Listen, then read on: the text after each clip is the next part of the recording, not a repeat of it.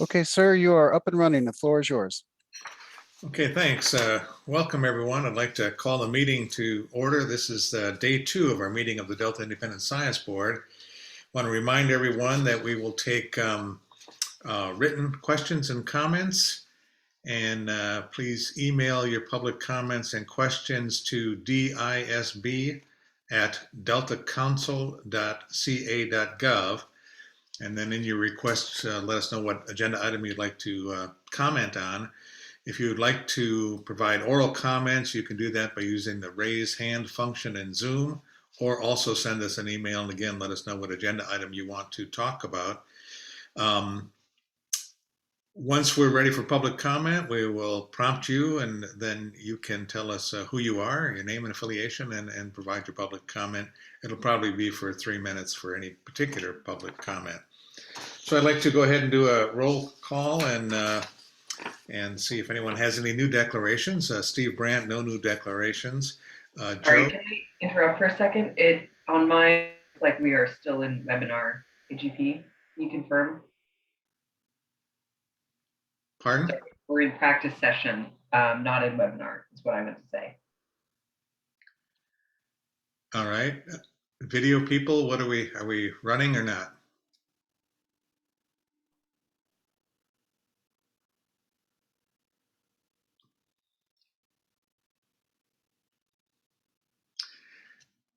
Hello, is anyone there? Hello. Yeah, are we operational? Are we live? Yes, we are live, but we're having trouble with the audio portion on the other end on the stream. So. So what does that mean? People?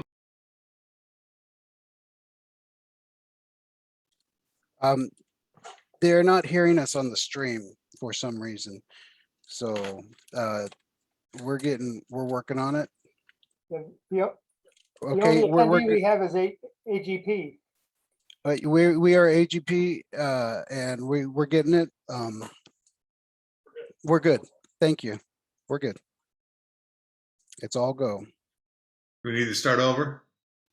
Yes, you can go ahead and start. Okay, welcome again to our meeting of the Delta Independent Science Board, day 2. And I want to remind folks, I don't know that we have anybody, actually, maybe we have a few, that we will be taking public comments today. As always, we'll take written comments and questions, and you can email those to disb@deltacouncil.ca.gov. And in your request, let us know what agenda item you would like to speak to.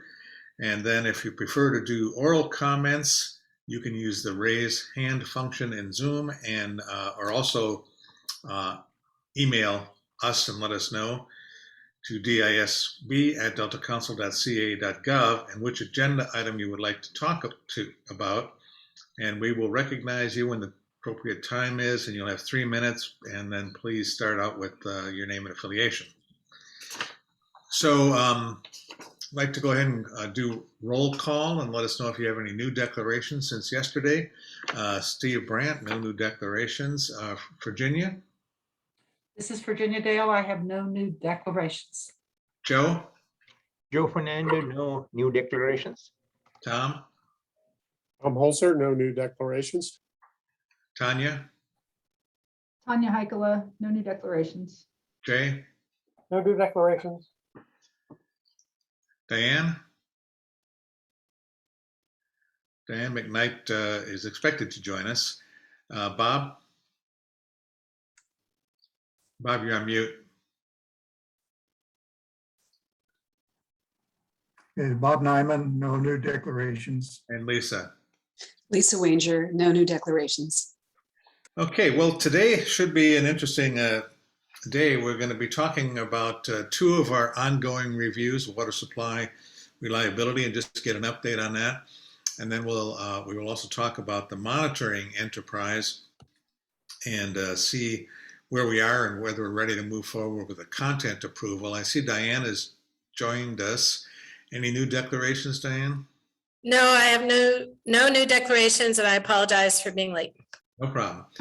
And but the bulk of today's meeting is going to talk about our future and our future reviews and the criteria for looking at those and see where we want to go. I understand there was a lot of interesting briefings that went on yesterday, so I look forward to an open discussion. First question, though, is there any member of the board that needs to leave early today so we can think about the schedule? I'm gonna, Okay. I'm gonna need to step out for about half an hour at 11. At 11. Okay.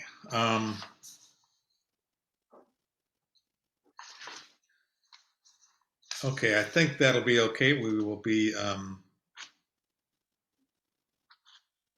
think that should work fine.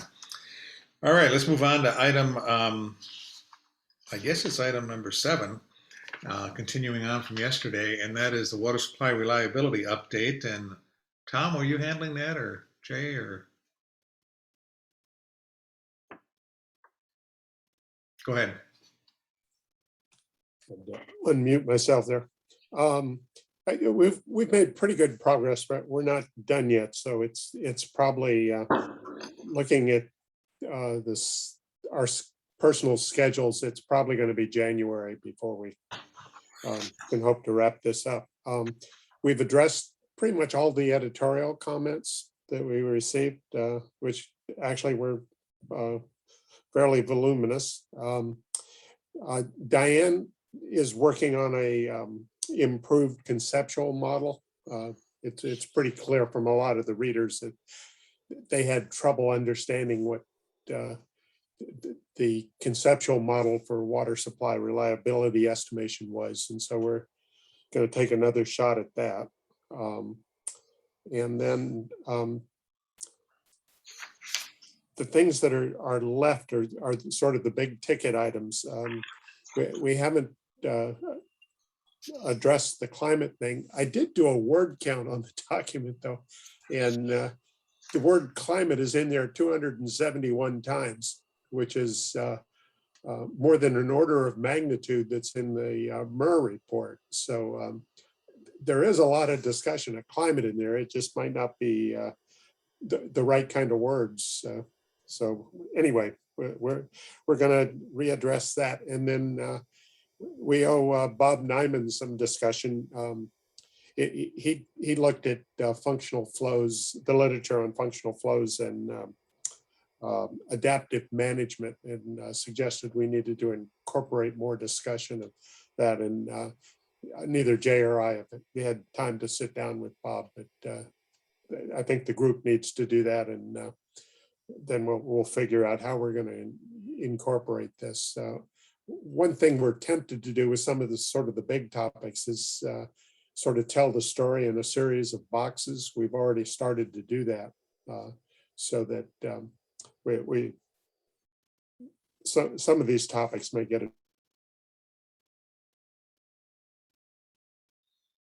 addressed that way rather than as a theme in the report. Summary of the technical methodology, and these other sort of big items are going to would require substantial revision of the report and would probably seriously delay any release of the report. So that's where we are. Have I left anything out, Jay? No, I think that's about right. There's a lot of interest in climate change, and there should be. And even separate from the conversations we've had, there have been some really interesting thoughts that have come up about how do you work climate change into the hydrologic record, or adjust it, or replace it. It's a really interesting and important area. We're not going to deal with all of that, I think, in this report, but I think we can raise it and provide some useful context for the discussions that are going to be happening on this subject for the next 50 years.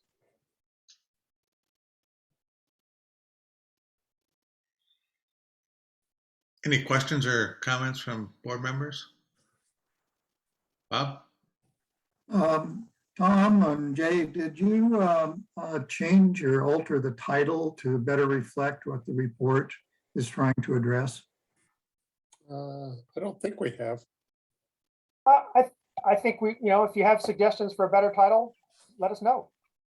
I actually sent along an edited version and it's in box that suggests an alternative to the title. Good. We'll take a look at it. I've been uncomfortable with the title in some ways, so I'm happy to see better ones. Okay. And And then the second question is really the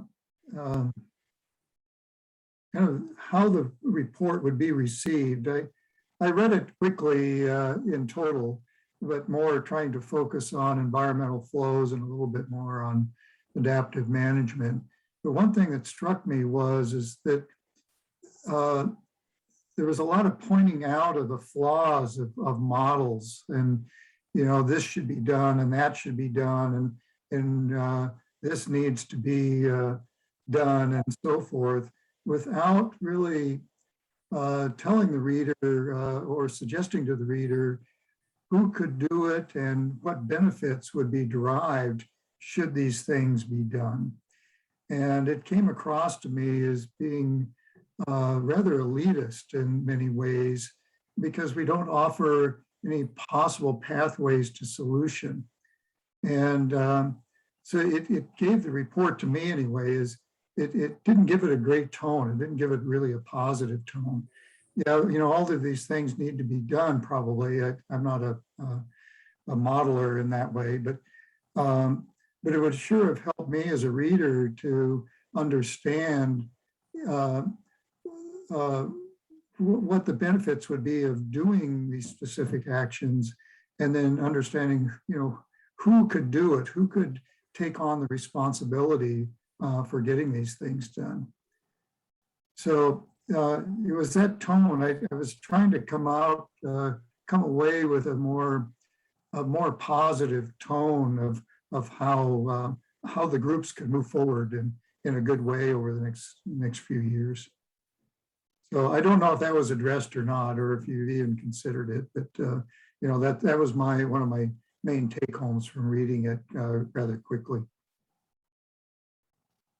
I guess part of the tone that I was hoping for in this report was not that negative, but a little bit more sobering, in that people often seem to place too much faith in the numbers that come out of these estimates.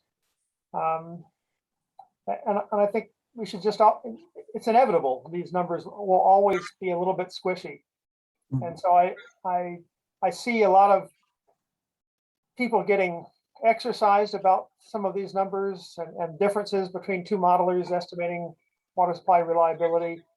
And some of that is just decimal dust. We have big decimal dust in this field. Right. So I don't mean that to come across as negative, but to be more realistic. Well, I think if we could offer ways or paths, possible paths for moving forward, so that in a relatively few years, we've got some, good water reliability estimates out there, that we get rid of some of that decimal dust or some of the uncertainty. And I don't know what the answer is. It's really in your domain, but are there things that we can suggest that have a chance of being implemented and really getting the job done in the next number of years? Go ahead, Tom. It's one of the things that came up in several of the meetings was the challenge of the technical people informing the managers that they didn't understand that dust, and that seems to be a big issue with these models. The managers just apply them too rigorously, which is what Jay was suggesting. And in the report, your concern is really sort of hidden in that we talk a lot about that tension between the managers and the models themselves. And I think maybe we could just clean that up a little bit so that the negative is explained in that context. It's good to have your comments on this, because you're a unjaded reader in a sense. I'm really on the outside of this kind of topic in a way, and I started out reading it with an eye towards environmental flows and were they treated fairly in the report. I think there's some improvement. I made some suggestions for improvements there. Yeah. But then after I sat down and digested it a bit more, I really felt like, gosh, nothing can be done here. It's all going to collapse upon itself. And especially when we look forward, that, as the water demands for California change, and perhaps, the day isn't too far off and Southern California is not going to get as much Colorado River water as it would like, and so forth. And there's going to be even more demand. So, so what can we suggest in a positive sense that would really help with these water supply models for the Delta? And if we don't have anything to offer, then probably we should say so. And Well, I think in fact, we do have quite a few things in there that on improving these models in terms of having a broader portfolio approach and being much more explicit about how things are done. There's really tremendous advances that are being made in modeling these systems by some of the agencies. And part of the report hopefully highlights some of those so that they become more widespread in the community. well, okay, well, that's good. I didn't come away, feeling that there's a lot of very smart and passionate and dedicated people out there. And I also kind of felt that they weren't given their due. Probably are. They probably do recognize a lot of these limitations. And I just felt that, that the work that they're doing to try and solve some of these limitations probably didn't come across as being as well recognized as perhaps it could be. All right, I think that's an important improvement in the tone then. Thank you. Okay. Any other questions or comments from board members? I had one sort of general comment, and this may apply to all of our reviews, but it seems the comments that we got back from this one were in some respect related to the scope of the review.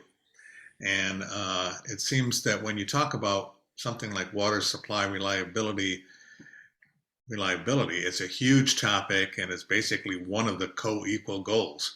And I think when one looks at this and expects that as what we're reviewing, that's different than reviewing, water supply reliability estimation models or the science related to those. And so I think that in part, and I know there's been improvements in this, in part it's when faced with that, your solution is to be more clear about the scope of the review, starting with the title and zeroing in and saying, this is what we're going to do. The other solution is say, well, let's include all this stuff. And then you have a very, very much larger review. And I don't think we're going that way, but I want to ask that question because environmental flow, I think, is perhaps the good example. Clearly, there needs to be some more mention in it, but is it a topic that to do environmental flows correctly, as we're talking in our small groups, I mean, that in and of itself is perhaps a large review.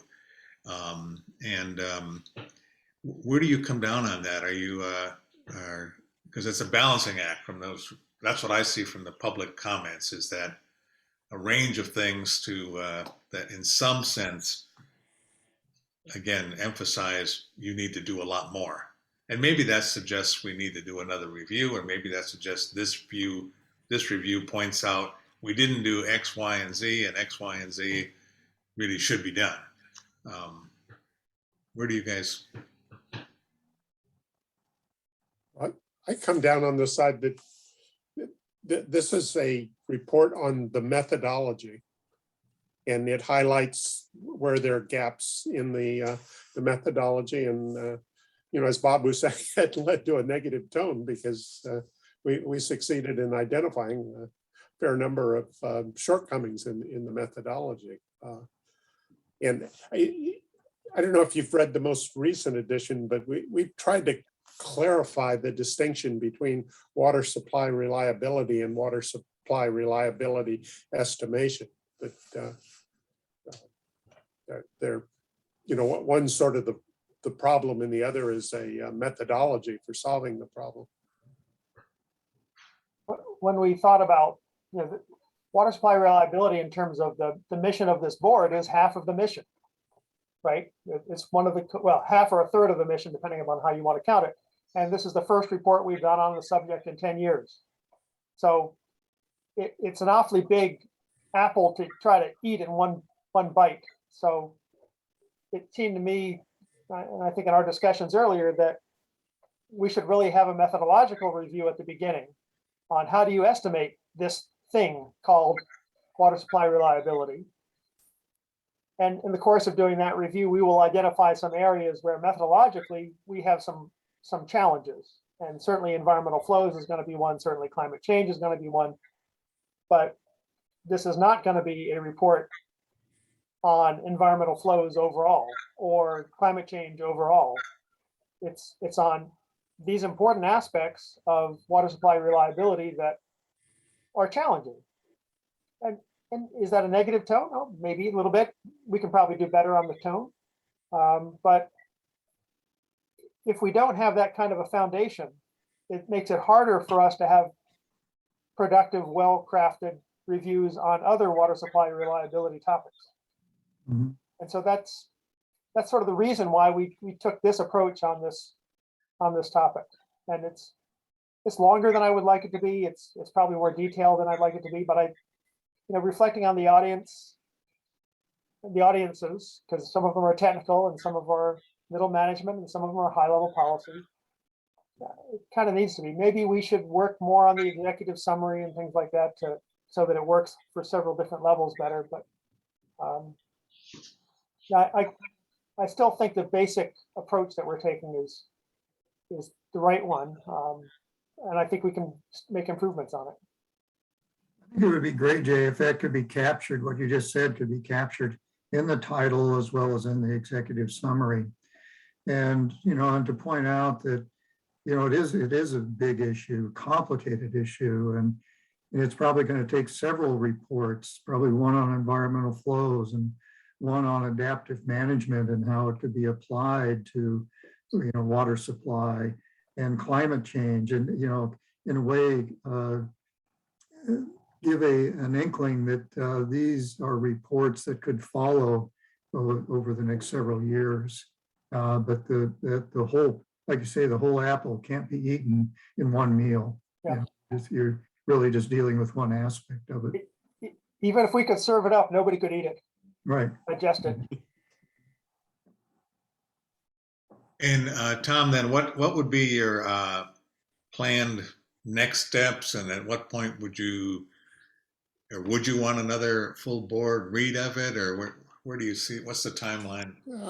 Well, the changes probably will be substantial in that climate is a very important issue in the state right now, and we'll probably include some more discussion of drought, and so we're going to have a few of those kind of issues. So it probably does need a substantial read, but our hope would be that the reader would approach it from the idea that it is a methodological report fundamentally, and I'm hoping the next draft will be pretty close to it, if not the final thing. Pam? Yeah, I was hoping to have a separate meeting next week sometime with Tom and Jay to get an idea or bounce off my ideas for my task with them and see how that would go. So that's next up for me. And I think your point about some clarification of the executive summary then could, these two items of the conceptual approach and the executive summary are related. Yeah. Yeah. And in some case, one way of making this more positive is to say, well, we might as well make our models or our methods as good as they can be, given the inherent uncertainty with respect to climate change. That's something we can do. We can't make it snow more in Colorado, but we can, so that might be a spin for this. And yeah. That sounds good. So would you be in a position to have something ready for content approval in December, or are we talking January? Oh, January. Yeah. That was a pretty quick response. I'm just buried with this quarter. I've got 2 big classes and it's getting to that point of the quarter. So Okay. I'm really not gonna have time to work on this until December, mid-December. Okay, we'll put it on the agenda for December just to give us a brief report on if January is still in line. But we won't set up any major time commitment in December for this discussion. Any other thoughts or questions on this? Okay, any public comments on this topic? There are none. All right, we'll move on to our next item, which is we've got 2 hours set aside. I don't know if we'll need all of that to discuss the potential priorities for our future reviews. And we've charged the briefings to talk about 2 aspects of things. One is the how we go about prioritizing our reviews, and also to brainstorm on the potential scope of review topics. And I think we can just go ahead and have very brief presentations first by each of the 3 groups and get sort of the highlights. And then we can open discussions, or if you have questions along the way, go ahead. I think this is going to be a free-ranging discussion. I'm relying on now Karen and Edmund to take really good notes so that you can prioritize, so we can just read your notes and we'll be done. So let's start with I don't know which one you got. Okay, I was going to go with Diane first, but I can do. We can go with Diane first if that's your preference. Let's go with me. Our group is fairly. We did a lot, but I think the presentation is fairly short. It was Lisa, Tom, and I. And the next slide, the one of the things we did when we looked at the prioritization aspect, and after reading them, that we weren't really sure any of these are really prioritization items. In other words, they're not things that would say how to prioritize. They're more like questions that should be addressed in any review. That's the way I thought about it. You know, what is the expected time to complete the review? Can it be completed in 1 or 2 years? Well, that's a good question to ask, but does it limit us? Does it need to be 1 to 2 years? Some can be 6 months. Some can be 3 months, the way we've talked about things. Some can be longer. But this is a question, at least the way we're looking at this is what the question we should ask. What is the scope? Should it apply to more than one agency? And do we know which agencies or programs? That's clearly an important question to ask when we do a review, but I'm not sure, and maybe we shouldn't start the review until we've asked that question, but I don't see a criteria there that would say, nope, we're not going to do it because of that criteria. Anyway, that was the thought. And when you think about criteria, really the ones that came to mind was it should be a review of science, not a review of a policy issue. And I think that the example was harmful algal blooms, just as a discussion. Clearly, it's an issue that a lot of people are very excited about. And but the question is, when you look at the science of harmful algal blooms, and our review, we would suggest would be focused on the science of harmful algal blooms, science for monitoring. And when you look at that, is there something that makes this topic worthy of review? Or is it just a matter of that it's an important issue, but the science is pretty well known and there's not a lot of new science that could be added to it? The second criteria is certainly something that needs to be applicable to the Delta. And then the third one, which is also called expertise, is do we have the expertise to take on the review? So anyway, that's the way we dealt with the criteria. Any Tom or Lisa, anything more to add to that particular thing? Well, Okay, next slide is some of the approaches. One of the things that we talked about is perhaps the use of workshops more often. And if you think of our levy review, the way the levy review was done, it was based entirely on a workshop.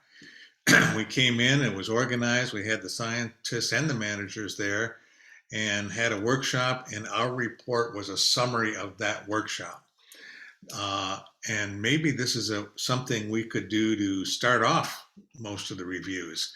I know we do panels and seminars and so forth, but a workshop where you're bring in both scientists who are working on that topic from within and outside the Delta, as well as managers. And this gets back to Lauren Hastings' report. If you have a workshop where you bring in the managers and the scientists and say, what are the issues? What are your key questions? What's the state of the science? And have that workshop, and then you write up that workshop report so that becomes a product. And then based on that, that could either be the entire review, or it could be a prelude to here's the key things that from a science perspective that really need to be looked at further. And that would open the door to a more broad scientific review. So it's kind of a two-step process, and we had some examples of how that could be done, and we'll talk about that in a second. And the workshop would help us decide, what sort of an in-depth review needed to be done and what might be the priorities of doing that from the perspective of having both management and science people involved. We also thought that letters and memos for short-term needs might also be a possibility. Steve, yes. Before we get off this workshop model, we also talked about the possibility of having some short, sort of non-technical summary for managers and policymakers, so that we would do the translation of what the significance of the workshop was, and then, where they can help. Thanks, Tom. Yes, and this is designed to get managers involved at the very beginning of our reviews in a more in-depth way, so they can understand some of the needs and so forth, and maybe get excited by what we're doing. I'm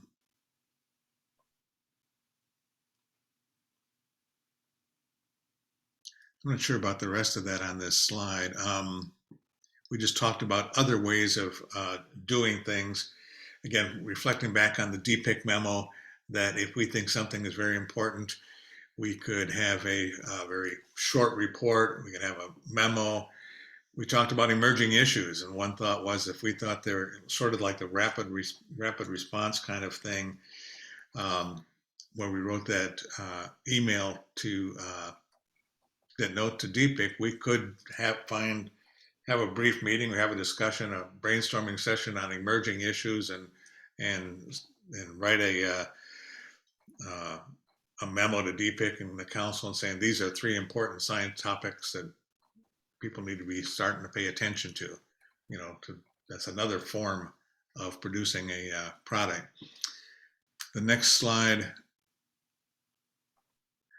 The ones we thought about in particular were of highest interest. One was environmental flows.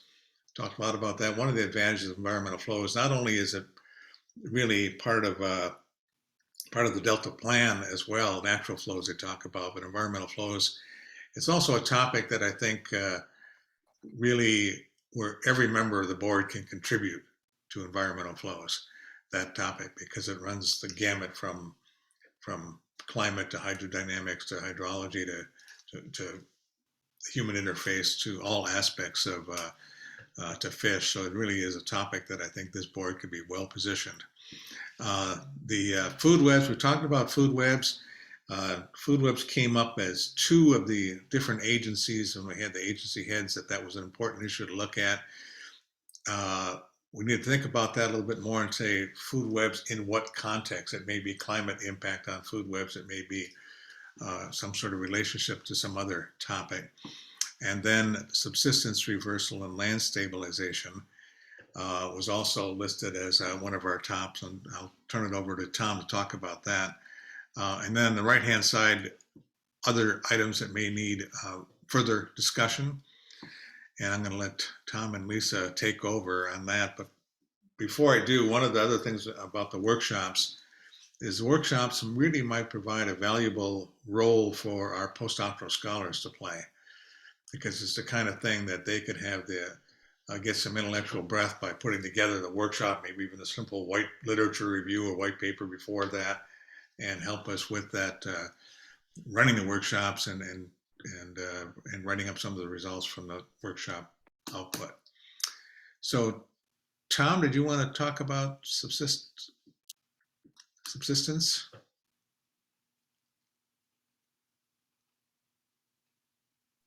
Sure. I'll just be brief. I've noticed subsidence reversal is sort of the popular thing to talk about. And one of our field trips actually looked at an ongoing experiment. And the concept of subsidence reversal is simply to create a new wetland so that the wetland plants will grow, and as they die off, they will accumulate as peat. And the idea is to actually cause the land surface in some of these subsided islands to come back up to some degree. The question is whether you can beat sea level rise. So that's an important aspect of managing the landscape in the Delta. But there's also a lot of effort being directed by farmers right now to stabilize the land surface. In other words, slow down the subsidence. And this is really just a water table management issue. It's quite different than the subsidence reversal, which is to actually raise the land surface back up. And several of the agencies are actively pursuing this.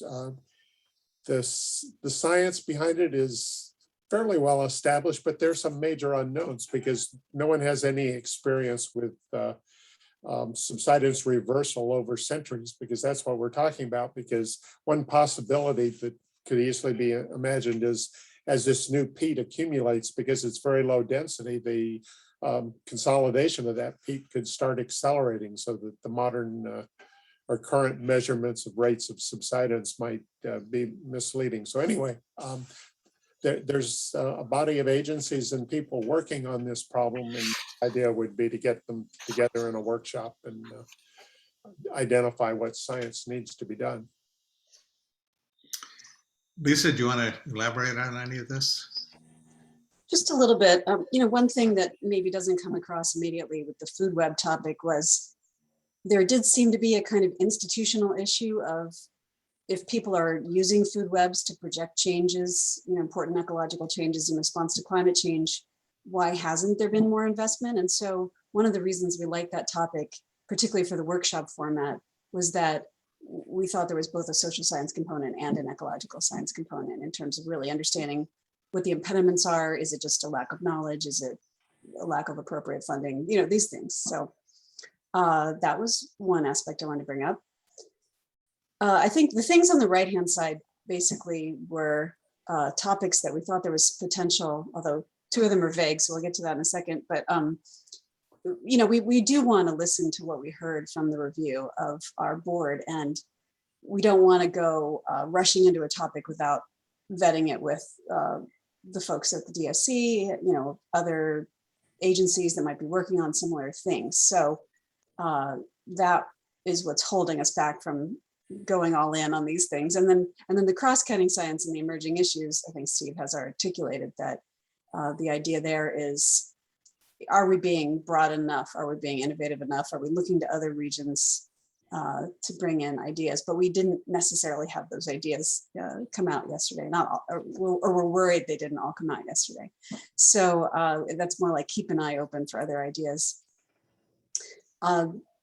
So the science needs assessment, I think there's, Tom made a good pitch yesterday that this is the co-development of science and management, and perhaps because we recommended that product, we should continue to give feedback on how to integrate science and prioritize it within the agency. So that was the call for that, but we need to have further discussions about how we can contribute most effectively. And then maybe some other groups had ideas.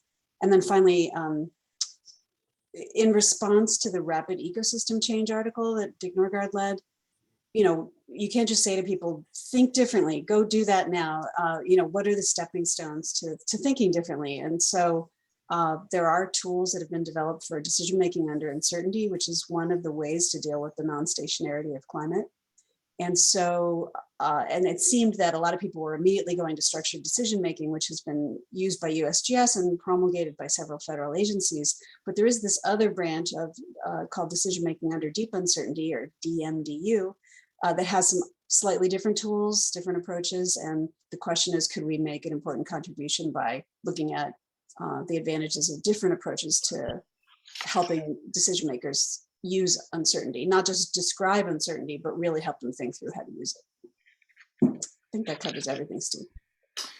Okay, and I just have a few more notes of things we also discussed briefly, and that is that we talked about reviews should aim for completion in a reasonable time frame, but not necessarily be tied to any particular time frame, because different reviews can be done as review dependent.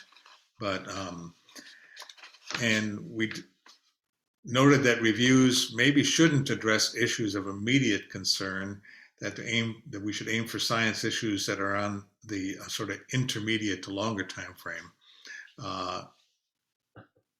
Second is that we should aim for products of shorter length, as I mentioned, with a mixture of product types.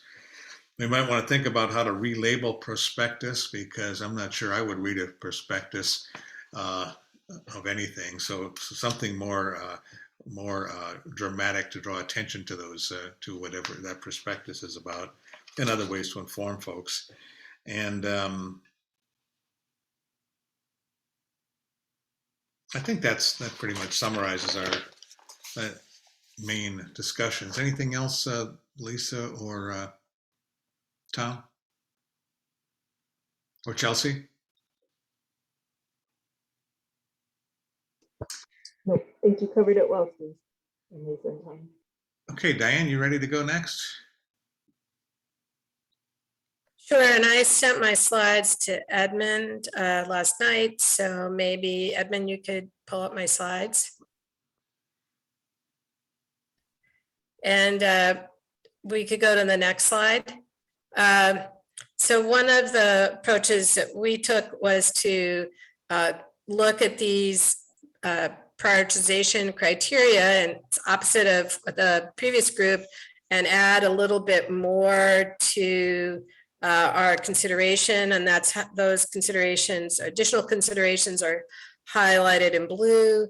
So under merit and impact, we asked whether this topic would inform other upcoming reviews, such as the Delta conveyance, which we have the impression we will be reviewing that report, not independent of what other else we try to do. And then we added under merit and impact the question, is this a critical and salient issue for a broad swath of stakeholders? Again, that was based on the feedback. Does it cut across numerous issues? Not that this would be a reason for choosing one over the other, but we should be aware of this. Can I have the next slide? And then in terms of feasibility, we asked the question, do we currently have the expertise to take on the review, recognizing that there will be 3 new members of the board coming on? And then asking the question, are there other sources of expertise with whom we could get support if needed? So, you know, that was a factor for feasibility that's related to expertise. And this, can the scope be defined such a review could be completed within an appropriate time frame for the topic, that the time frame and the topic should be aligned. And then this next comment is we could identify both short-term, midterm, and long-term efforts. And so these feasibility and expertise are interrelated in that context. If I can have the next slide. And then we looked at this list of cross-cutting aspects for all topics, which is from the planning retreat in 2017. And we thought we would add human health and environmental justice to this list. Again, not as a requirement, but that we would keep all of these in mind, not just the state of the science integration, but and uncertainty, but human health and environmental justice as a outcome of the board's review.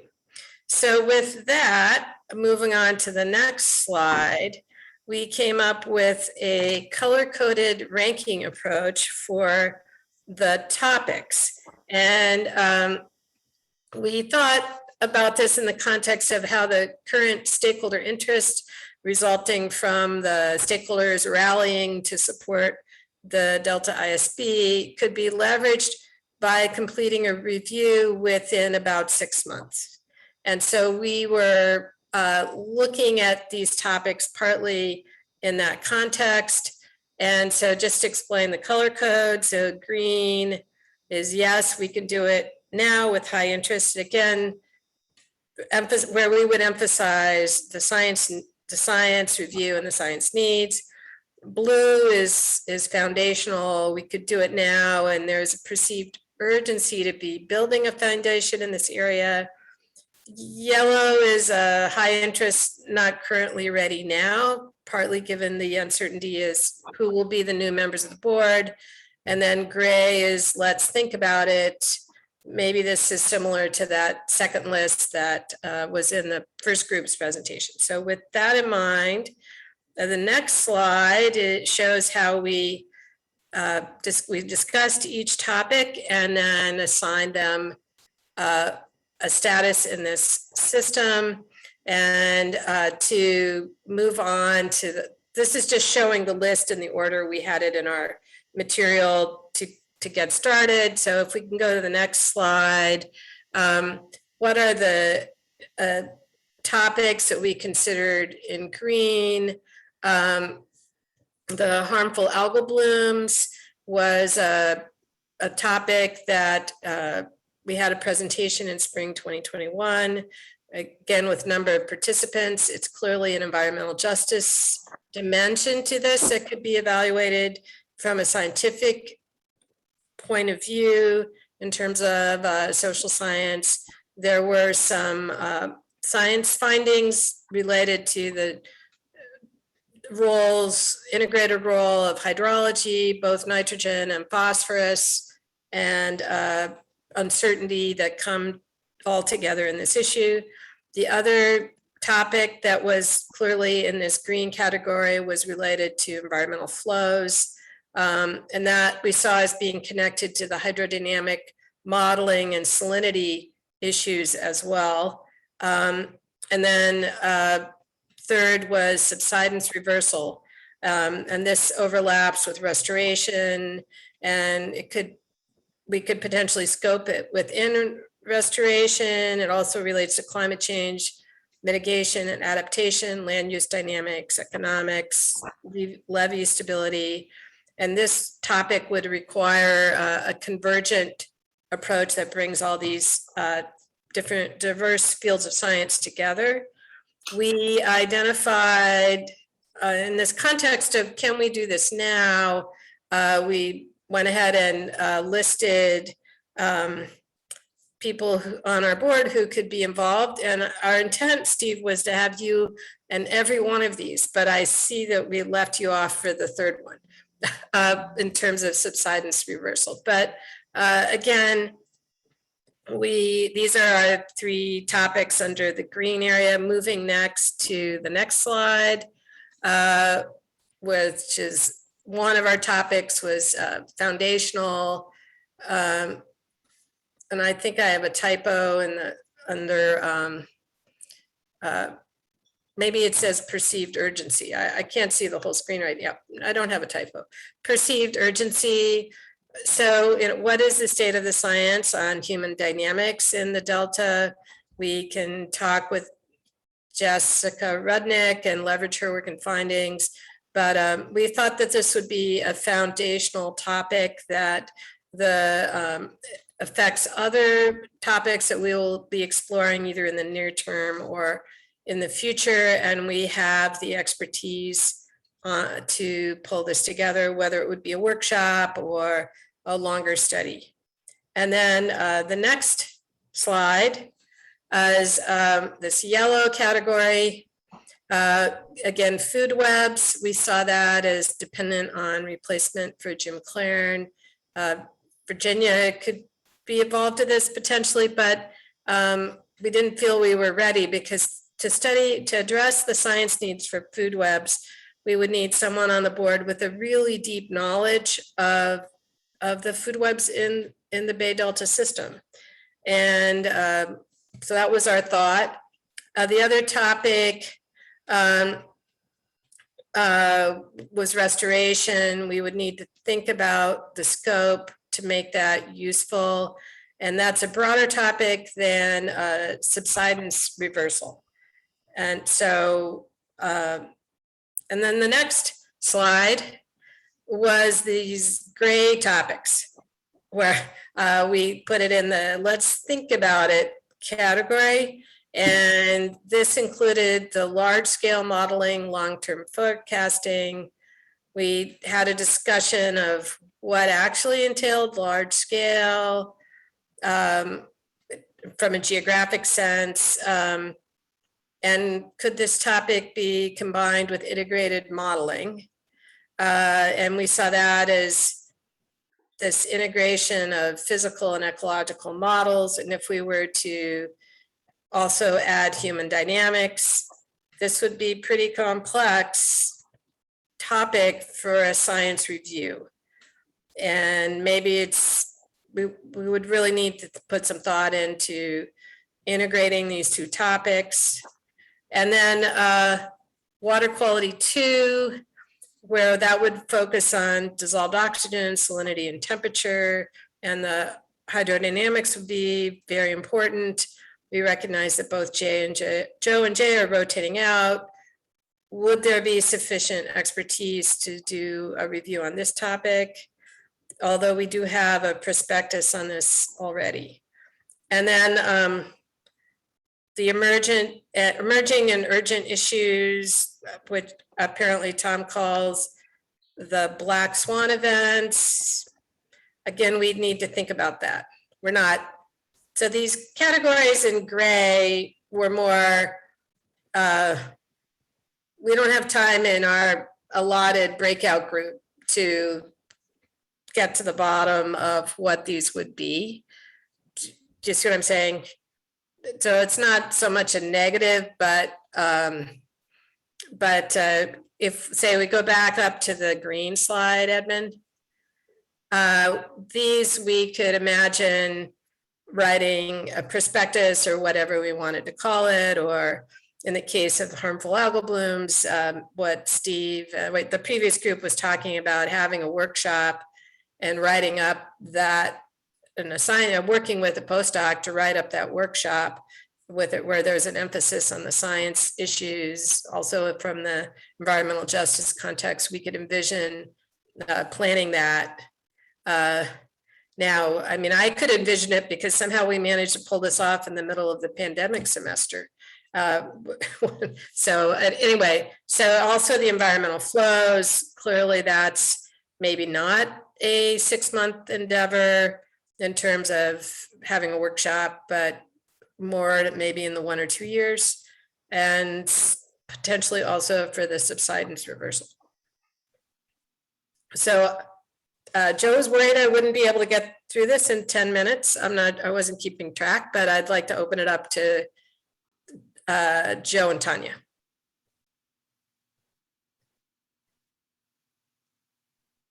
I think you covered it well, Diane. The only thing I will add is that our approach for assigning names for board members was very kind of quick and dirty. So don't be offended if your name was in a spot that you wouldn't want to be in, or that if your name wasn't in a spot that you'd want to be in. So It was just more of a kind of quick off the cuff. Could we do this with this current board? Yeah.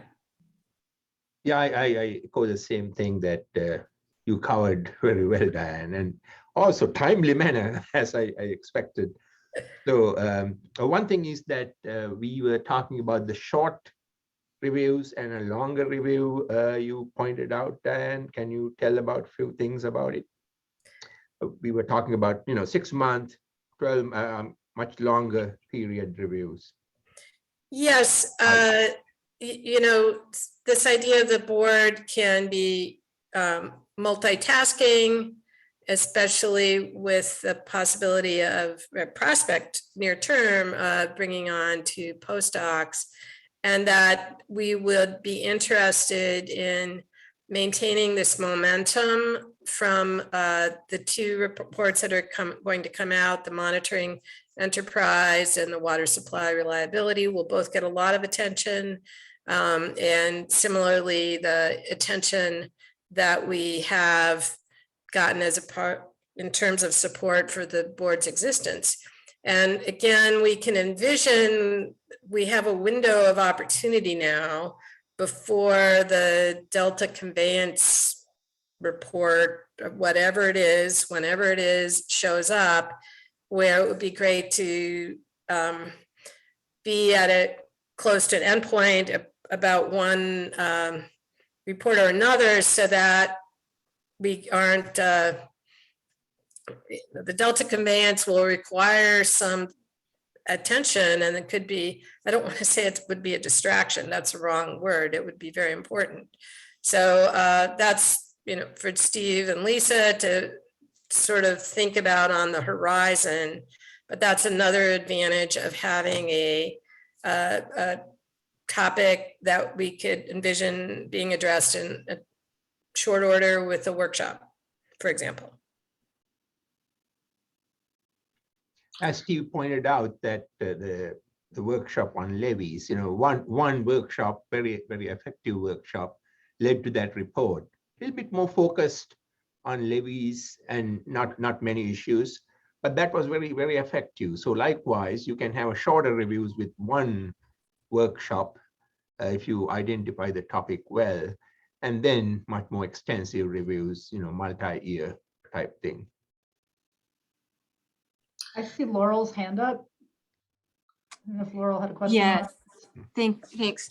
I just had a comment really, which is regarding potential gaps in expertise, given the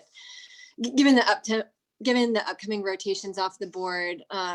So we anticipate that we would be able to fill those vacancies by November of next year. So our intent is that there would not be much of a gap, and we recognize in this recruitment process that we really need to recruit someone with hydrodynamic and water modeling expertise to meet upcoming needs. So I just wanted to say that in case it's helpful in thinking about how to prioritize these different topics. So, Laurel, if we're thinking about something that would happen in 6 months, though, that the new people wouldn't be coming on until November. Is that right?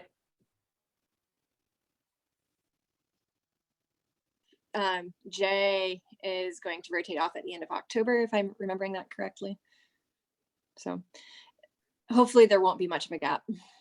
Okay. But yeah, I do recognize, transitions are difficult, even if people have the required expertise. And we have had cases where people have started on a review and worked on it a lot and then rotated off and was replaced by somebody and who continued in that role. And, so the transition in that can be relatively smooth. So it doesn't have to stop and end with an individual. Thanks, Laura. Let's move on for Bob, and then we'll open it up to open discussion.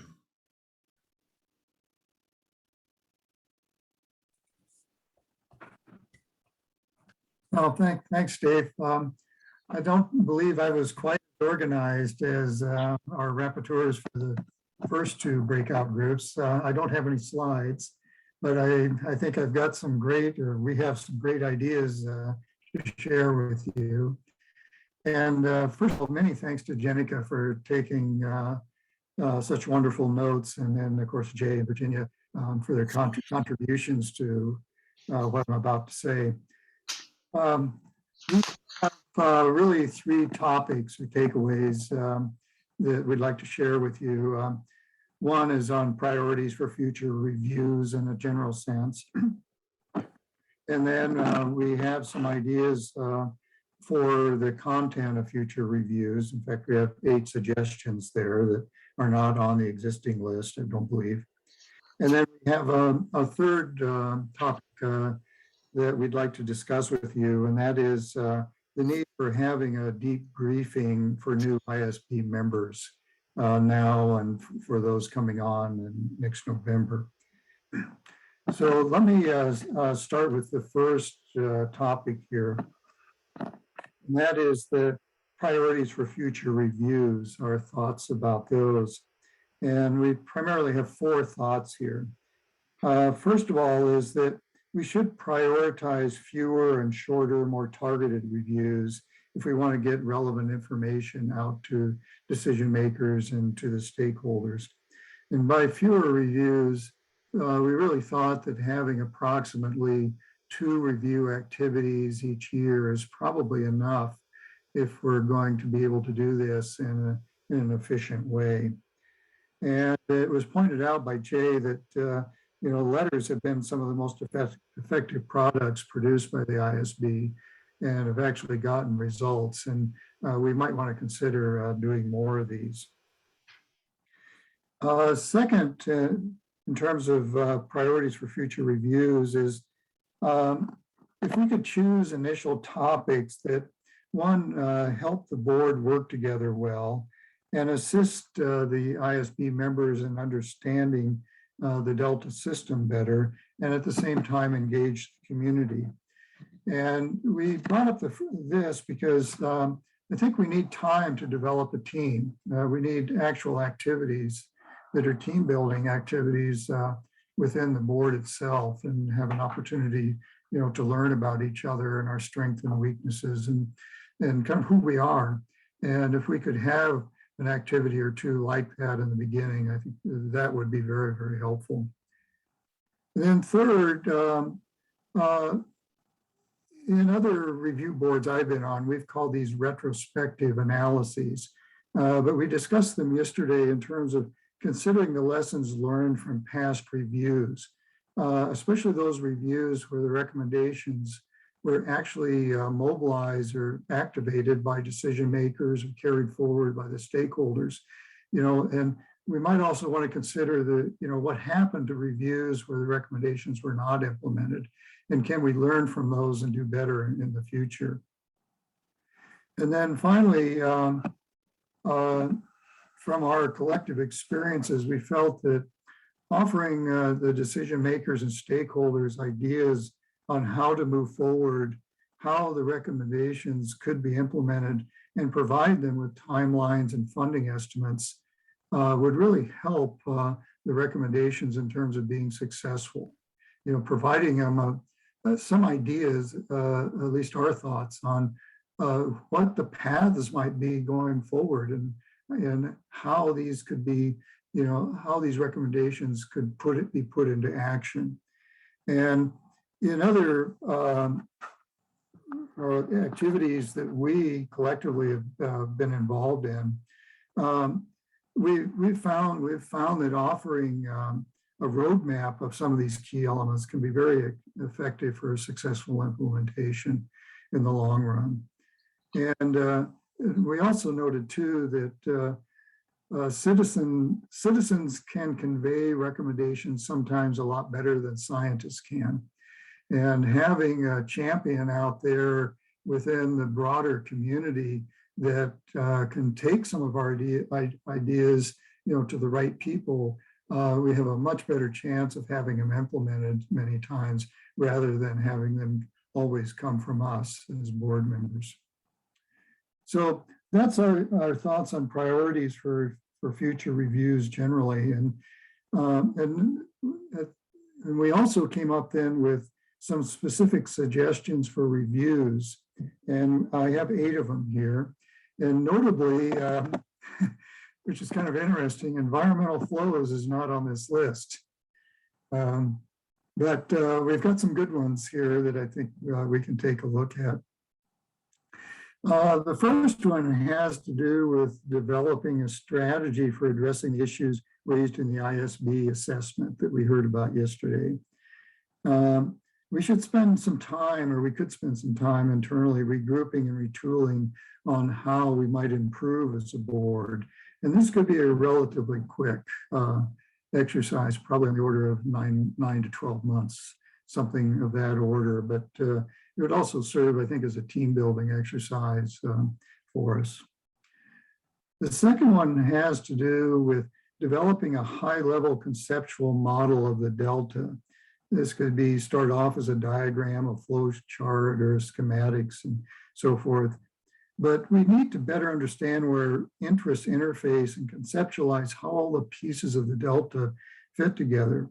And this would be something that would be updated continuously, probably on an annual time frame in terms of having this conceptual model, and by sharing it with stakeholders and decision makers and getting their input, and then coming back with version 2, version 3, version 4, but use it as a living activity that is improved, from year to year. It would also help us identify the audiences as well as the folks out there or the organizations that would really help move some of the agenda forward.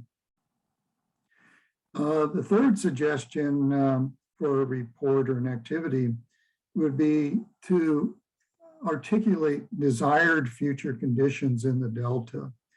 And this would be a visioning document for what the future could look like, how it would be possible to attain those conditions, what leverage might be available out there, as well as how much it would cost and what the timeline might be.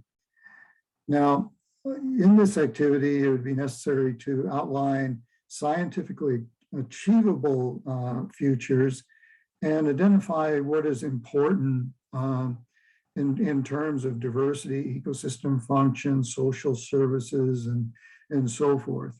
It's not to say that we're not making policy here, but really kind of doing an assessment of what's out there and how it can be used to achieve a desirable future. It could also be used to set priorities. It could also recognize that we're dealing with a novel ecosystem or a socio-economic system that is continually changing. It can be used to engage stakeholders. And it can also, in thinking about future conditions, it can help us identify what parts of the Delta provide certain services. Certainly, for example, the North provides certain environmental or social services that are quite different from what we see in the South. And perhaps we can subdivide the Delta into, in a way, kind of provinces and identify the positive aspects of what comes out of those, that subset of provinces.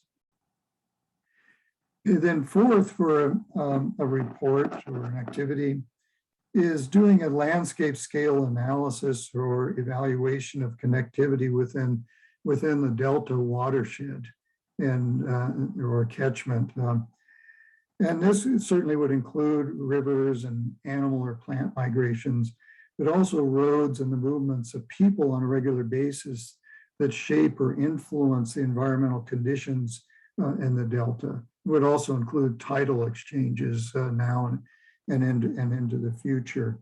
But having, when we think about the connectivities or the roading, within the Delta, what are the movements of materials, goods, services, and so forth that actually have an influence on the Delta that we see now and the Delta that we're going to see in the future. And I think, roads in particular, not only the rivers, but roads in particular are going to be vitally important in terms of understanding, what goes on into the future in the Delta. Okay, the fifth idea for a report is an evaluation of riparian characteristics and processes in the Delta. I think it is, it's been widely accepted and that riparian conditions are vitally important for kind of the surrounding environments and processes we see on the ecological side. And this was one that I had suggested, as you might expect, and it came out of some work I was doing for the San Francisco Estuary Institute a couple of years ago, where they asked me to look at environmental conditions in the Delta. And I was rather stunned to discover that there was so little data and information on riparian conditions that for the report, I had to end up using information from other regions in the Western United States in order to make some projections about what was going on in the Delta. There's one group at Santa Clara University, and that seems to be about it in terms of people that have, folks that have looked at riparian conditions. And I think this is an area that would just be ripe for a review, and one that could offer some very positive suggestions about what would be done into the future. Okay, the sixth suggestion for a report has to do with the emergence of new technologies and techniques for monitoring. And this came out of, well, it was alluded to in the monitoring enterprise report, but things like, environmental DNA and what it would take to actually have a library of kind of the genetics of the Delta. But implementing this is going to really take some thought and hard work. And there are other new technologies and approaches that could also be used. There's been some great advances in citizen science in terms of monitoring water quality and air quality, and how that could be implemented on a wide scale so that the information could actually be used to make decisions. Again, this is, I think, an area that's just ripe for the ISB, providing some guidance to the decision makers and stakeholders on how to revamp the monitoring enterprise in a way that it becomes a lot more efficient in the coming years. And then let's see, number 7 for us was modeling restoration efforts at the landscape scale. Both in the Delta as well as elsewhere, hundreds of millions of dollars are spent on restoration, but they're often not done at spatial or temporal scales that work. And are there ways by which we could link or make suggestions for linking monitoring efforts to the appropriate spatial and temporal scales? And this would include, the social aspects of it too, in order to actually be able to meet the objectives of the restoration actions and make sure that they're durable, that they're sustainable going forward, instead of seeing all this, massive amounts of money and effort being spent on things that are feel good, but not really giving us the kinds of responses that we would like to see to sustain the Delta or other ecosystems into the future. And then finally, for the last report, and this is an important one, and I've offered these kind of in the suggestion we talked, or in the order that we talked about them, rather than suggesting any priorities. This last one is, after discussing it, seems like it would be a fairly high priority one for the ISB, and that is reviewing agency science programs. I was kind of stunned in our discussions to learn, for example, that the state agencies are not regularly reviewed for their science programs, and some of them don't even have documents or appear not to have documents that outline their science programs. And if we did a review like this, it would certainly need to be structured and intentional, and then also for us internally to develop a strategy for the implementation of any recommendations that we might make. But if it's done well, it could be very effective and important for the Delta in the long term. And I would hope that we would give this, serious consideration over the next month or two and moving it up on the list. So those are our 8 recommendations for reports. And I think there's a lot of other things. If we had more time, we would have come up with more. And then our final suggestion is one that, that we really think would, the board and should consider, and is that we have a lot of new members coming on. We have 5 new members now, and we've got more coming on in a few months. I personally would have benefited greatly by having a focused briefing on kind of the history or the background of the ISB, and even things about how it works, what the legislation is, the list of acronyms, the list of relevant websites that I could go to for information, essentially bringing me up to speed, very much like, if you go to Congress, if you're a new congressman or you're a new staffer in Washington, D.C., you go through essentially an orientation for a while to be brought up to speed on what's going on and who's who and how things work. And the ISB, in our opinion, could really benefit from this. And it could be something like a 3 to 4 day in-person orientation or training workshop. It would include briefings, field trips, conversations with stakeholders in communities in the Delta, and so forth. But something that's substantial enough that's not only face-to-face, but it's also that you have a briefing booklet or a briefing document in black and white that you can refer to as you go forward, so that the learning is done by the ISB members, and we're able to we're able to tackle some of the challenges that were and responsibilities that are put on our shoulders, in a good way and in an efficient way. So Jay and Virginia, that's the summary I came up with. Would you like to add anything to it? Or did I miss anything? I think that was pretty good. Thank you very much. I think you did a great job, Bob. Thank you. Okay. Other questions from ISB members?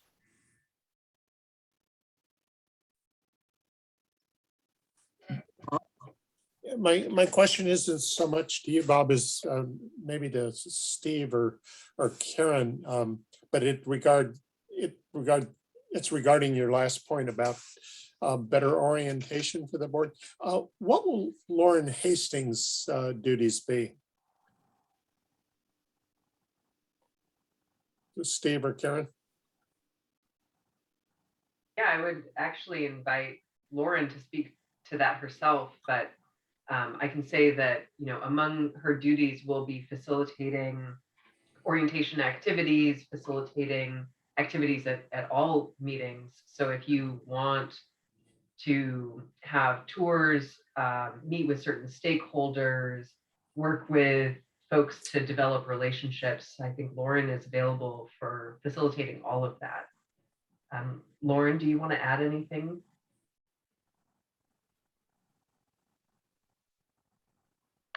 Sure. Yeah, that's hopefully you can hear me. Absolutely. That idea meshes very well with what we heard in our assessment that I reported on yesterday from stakeholders and ISB members alike, how important it is for all of you to learn how the system works, who the players are, how things are interconnected, what the issues are. And I think in my new role, working with the board, that's a big part of what I will help with, is working with the chairship to figure out how to, if the board goes along with that and the chairship, working with all of you to figure out how to best facilitate that. So that will be a big part of my role. Yeah, if I can follow up on that particular topic, I think, Bob, that certainly is a topic of we've talked about a lot, and I think particularly for the new board members, but I know during the course of the many years I've been here, we have been constantly hungry for that sort of information. And I think we spent years just trying to get a map of the Delta that everyone could agree on. So when we talked about a certain area, we knew where that was, and someone to sit in front and show the map. And I think we were all supposed to get maps at one stage. I don't know what happened to that, but one of the things we did lay out, the leadership laid out, was a series of presentations which were introduction of key stakeholders. And when I look at my detailed agenda, it's still on there to be added to our agenda when we have time. There's something like 26 key stakeholders where they would get up and give a presentation. They're already identified, we already have people's names attached to them. That would certainly probably take a full day or more or so to have that. And because there's two components of what you're talking about that I hear. One is what is the Delta and how does it work, and the Delta itself. The second is who's who. And I think that, and that's where all of the stakeholders, everything from state agencies to NGOs to a variety of things, and what they do, as well as the state agencies themselves associated doing work in the Delta. So I think that is all. We'll make a commitment that leadership will now re-look at that list. And since we're planning to meet face-to-face in January and start these face-to-face meetings again, to start thinking about what's the best way to do that and get the right people in there and to try and get that orientation. Certainly the field aspect of it's an important component of it as well. But that, I think, has to be face-to-face, because preferably face-to-face, so we can actually get to meet the people who are leading up those stakeholder entities. Well, I want to open it now to open discussion. And I think there's a lot of interesting things to talk about. I personally see a lot of convergence of ideas in terms about how we do our reviews. There's a lot of good ideas, but they all seem to be they're non-contradictory in terms of how we do our reviews. You know, shorter, have a lot of variety of things, try different approaches, you know, a variety of things like that. In terms of what we review, there seems to be a lot of ideas.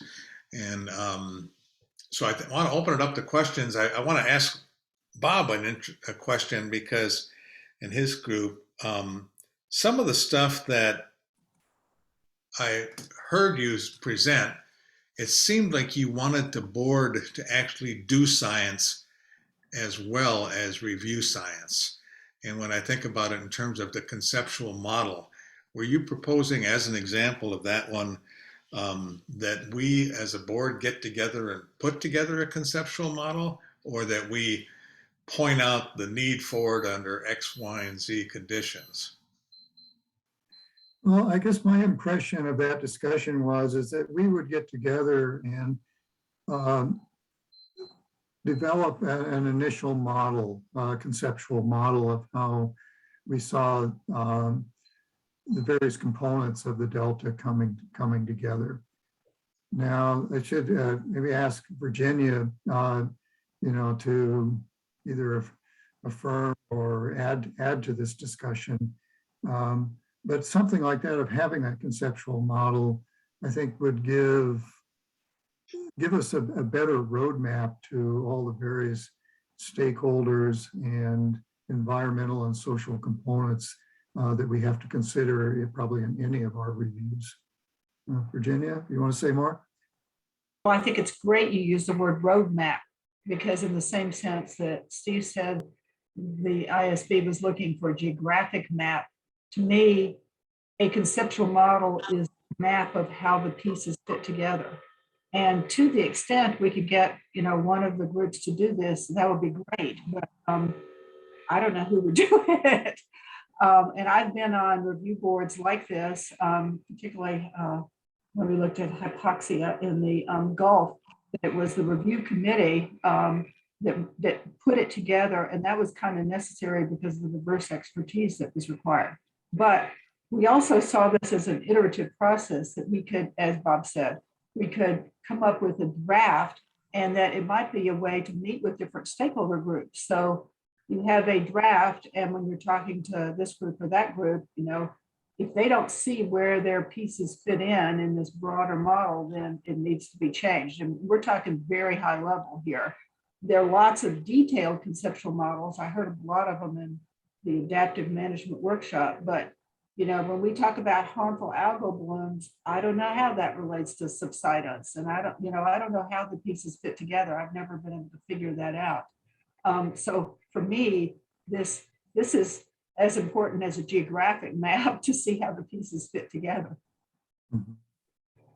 Yeah, I would argue conceptual model, I totally agree the need for conceptual models and the lack thereof, but oftentimes a conceptual model or any model usually has a purpose. And, you know, if I'm doing a conceptual model of a harmful algal bloom or food webs or productivity or something, they differ in terms of what's included and what's not, and they also differ in terms of level of detail. We do have a conceptual model that we and ESSA put together for the monitoring program. Now that was, you know, it's very different, doesn't have any arrows purposely. We also put together a conceptual model for the invasive species review on how an invasive species interacts with the system. And so those can be done in the context of a review topic, but it'd be interesting to see, can it be done, you know, for the Delta from humans to microbes. Mhm. Well, also, I think it really helps you identify not only the components, but some of the potential drivers of either environmental or social responses. And it certainly wouldn't fall to us then, you know, eventually to do the science that pulls this all together and quantifies those components and the fluxes or the drivers.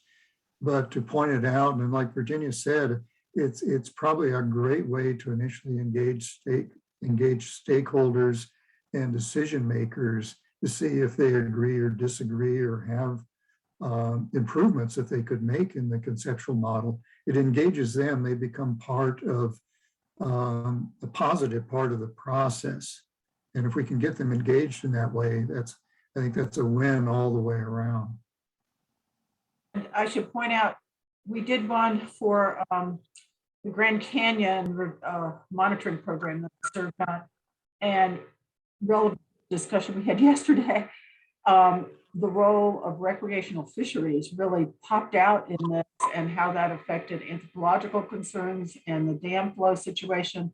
It was all connected. And so it did relate to how stakeholders had a role in this. And that was important for them to see how they needed to be working together. And for the science also to think about, you know, impacts of different flows on different social activities that were going on in that system.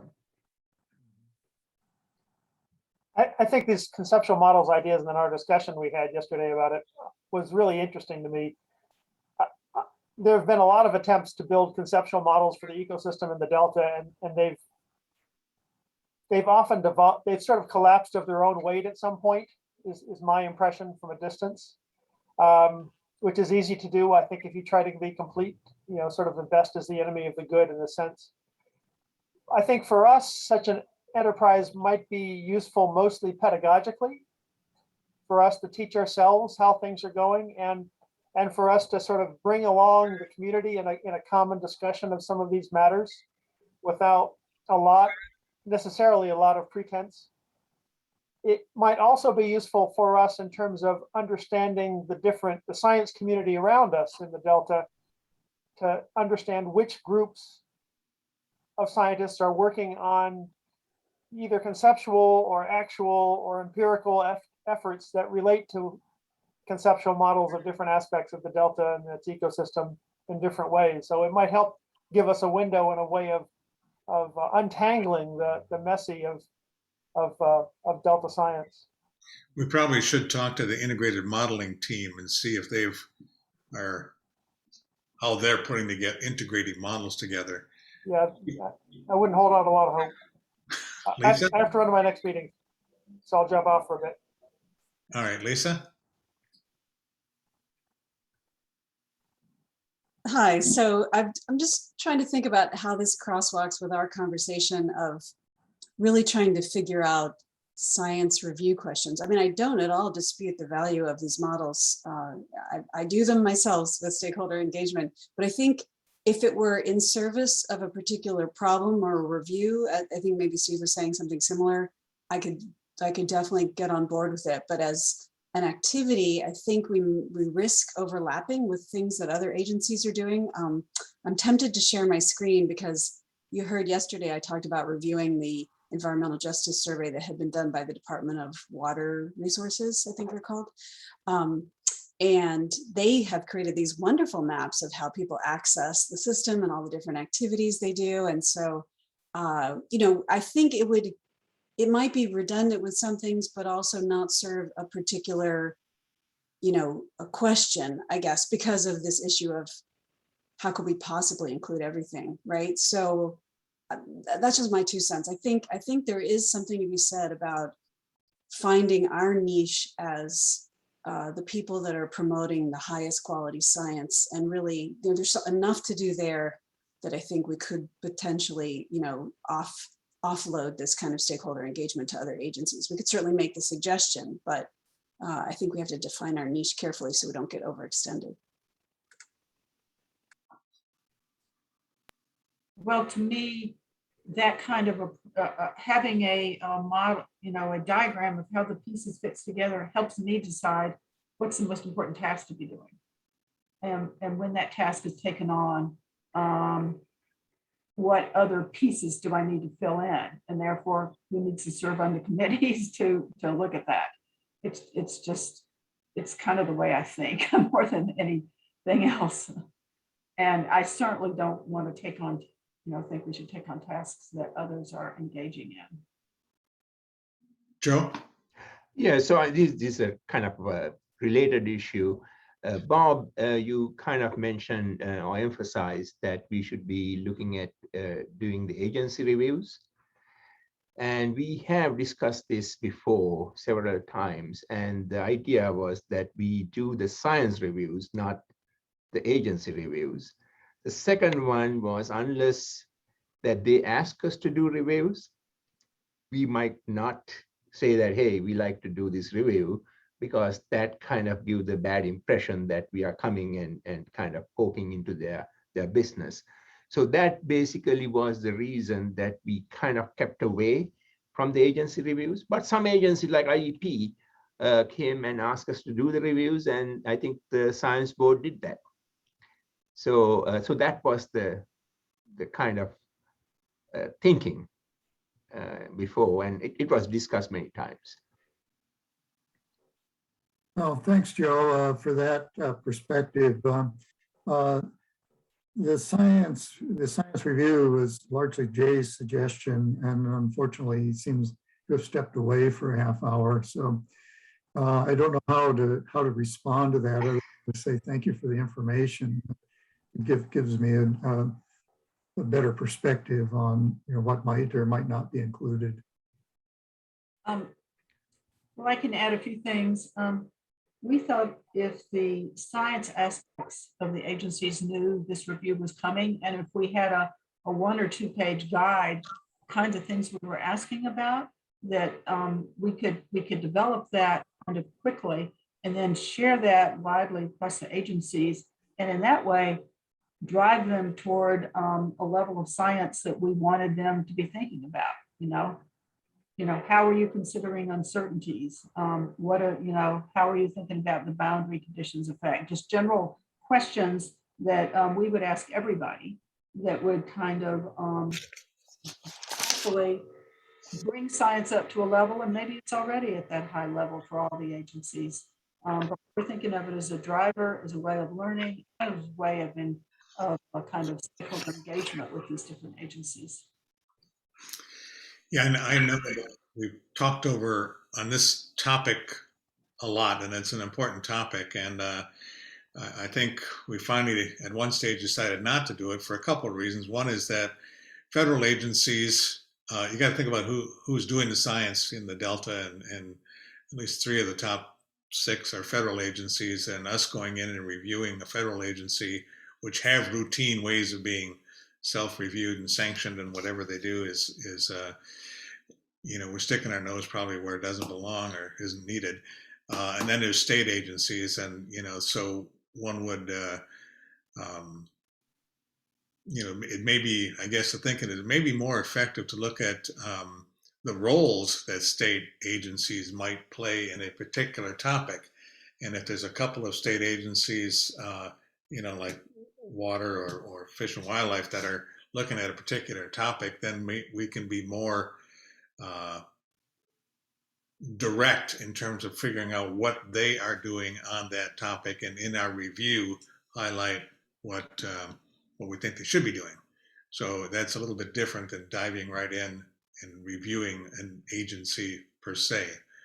We have talked about reviewing the Delta Science Program. Now that is also an agency, one of the top 6 funding supporting science in the Delta, and what their role is, but that's another one we have talked about.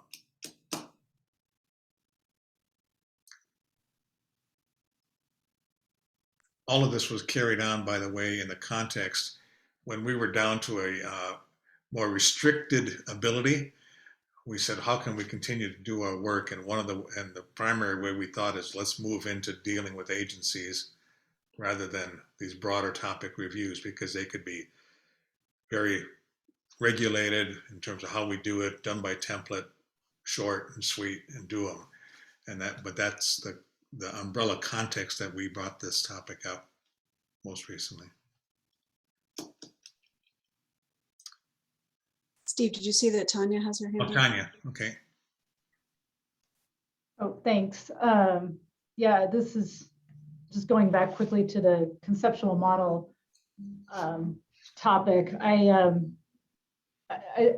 2 suggestions here. One approach could be to treat the development of a kind of conceptual model as part of our kind of learning for the board, kind of our background information. I think Steve may have mentioned that already, but there could be a way that we could have a postdoc, for example, do some literature reviews of existing conceptual models that are probably already out there, whether that's in the academic literature or in some of the gray literature, that could kind of help situate us with how have others organized their conceptual models, and are there ways that we could kind of build something for our own internal learning.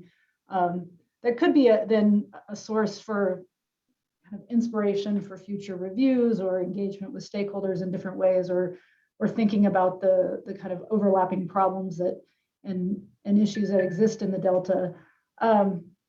Alternatively, kind of to Lisa's point, I imagine if we did something like a review of the integrated modeling that's occurring in the Delta, and I don't know if that's a top priority for us, but there could be a way of taking that kind of integrated modeling review and developing kind of the conceptual model for that, and hinging a conceptual model on, what do we know from the integrated modeling community that could help us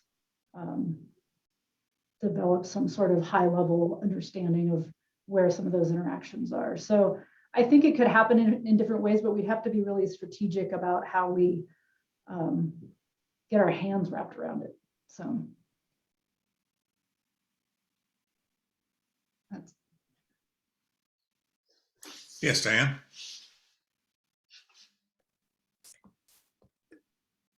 So I had a comment, and I apologize, my internet is unstable, so I don't quite hear exactly what everybody's saying all the time. But in terms of visualizing this conceptual model, are we thinking of sort of a physical base, and then like a GIS layers where you layer different relationships on top of that, and then think about the connectivity of the social system down to the physical system and up? Do you see what I'm saying? Is it a picture? Is it Is it words? What is the model? How do we present it in a way that is useful to promote this stakeholder engagement? That's my question. Well, in my mind, it's a picture, and you know, this could be a rabbit hole too, and it should not be. It's just a box and arrows type diagram that shows what influences what. And what we have in the monitoring report is just a list of everything that gets into a lot of details. And I don't think that's necessarily helpful. But I've seen lots of box and arrow diagrams, you know, you know, for a particular topic, but never, you know, kind of for the whole Delta as to what the major influences are. And then minor ones, you know, might get included if you were interested in a particular topic, but just kind of the major influences. Like when we were talking yesterday, Jay kept bringing up that the tidal influences on a lot of these things are huge. And I don't remember that being brought up before, and I kind of missed that. And so, you know, what else am I missing? Well, I agree with Virginia in that initially it should be a pretty simple process. I was thinking of getting a big blackboard or whiteboard or a giant sheet of paper and some pens and pencils and erasers, and using it as a learning exercise to the new board members to see if we could put together all the boxes and arrows and have discussions about them and see if we could come to a common understanding of what those boxes and arrows are, as well as what the main drivers and perhaps some of the lesser drivers are for what we see in the Delta. And just the exercise itself, I know I would learn from it. It would help me better visualize what all the various components that we have to do, that we ought to consider in anything that we do. And if we want to make it more sophisticated than a giant paper or a whiteboard, then okay, you know, maybe that we could do that, but that might be the role that, you know, some other individuals, postdocs or whatever might play, or other organizations. But I think we as a group need to come to a much better common understanding of what all we're dealing with. Maybe one of the ways forward would be to look through these list of stakeholder presentations we talked about and pick out the ones that might be most informative in terms of not just saying what do you do, but how does the Delta work? And because I know we've seen some animations of circulation flow and the tidal influence and so forth like that in the Delta. And I think that kind of stuff would be, that visualization and those kind of presentations would help us to get a better handle, at least on some of the dynamics that are going on. Jay has even given, I think Jay gave us a 1-hour seminar on hydrodynamics of the Delta itself. But that might provide a basis so that if we want to move forward, we're thinking about conceptual models, we at least have a better understanding of what the system is. I want to make one more comment, another suggestion that Bob made in terms of our response to the ISB assessment. Yeah, if I wasn't clear yesterday, we do plan to formally respond to the ISB assessment. We're going to wait till the final report is done, because there may be modifications to it. When we get the final report, then we thought we would set up a small group within our board who would then look carefully at those recommendations and this discussion and come up with some ideas on what we would, actions we could take that would directly respond to that, or actions that we don't think we should be taking, and bring that forward for a full board discussion. So we would actually formally respond to that assessment. So, and I'm hoping we'll do it within a month or two after we get the final report.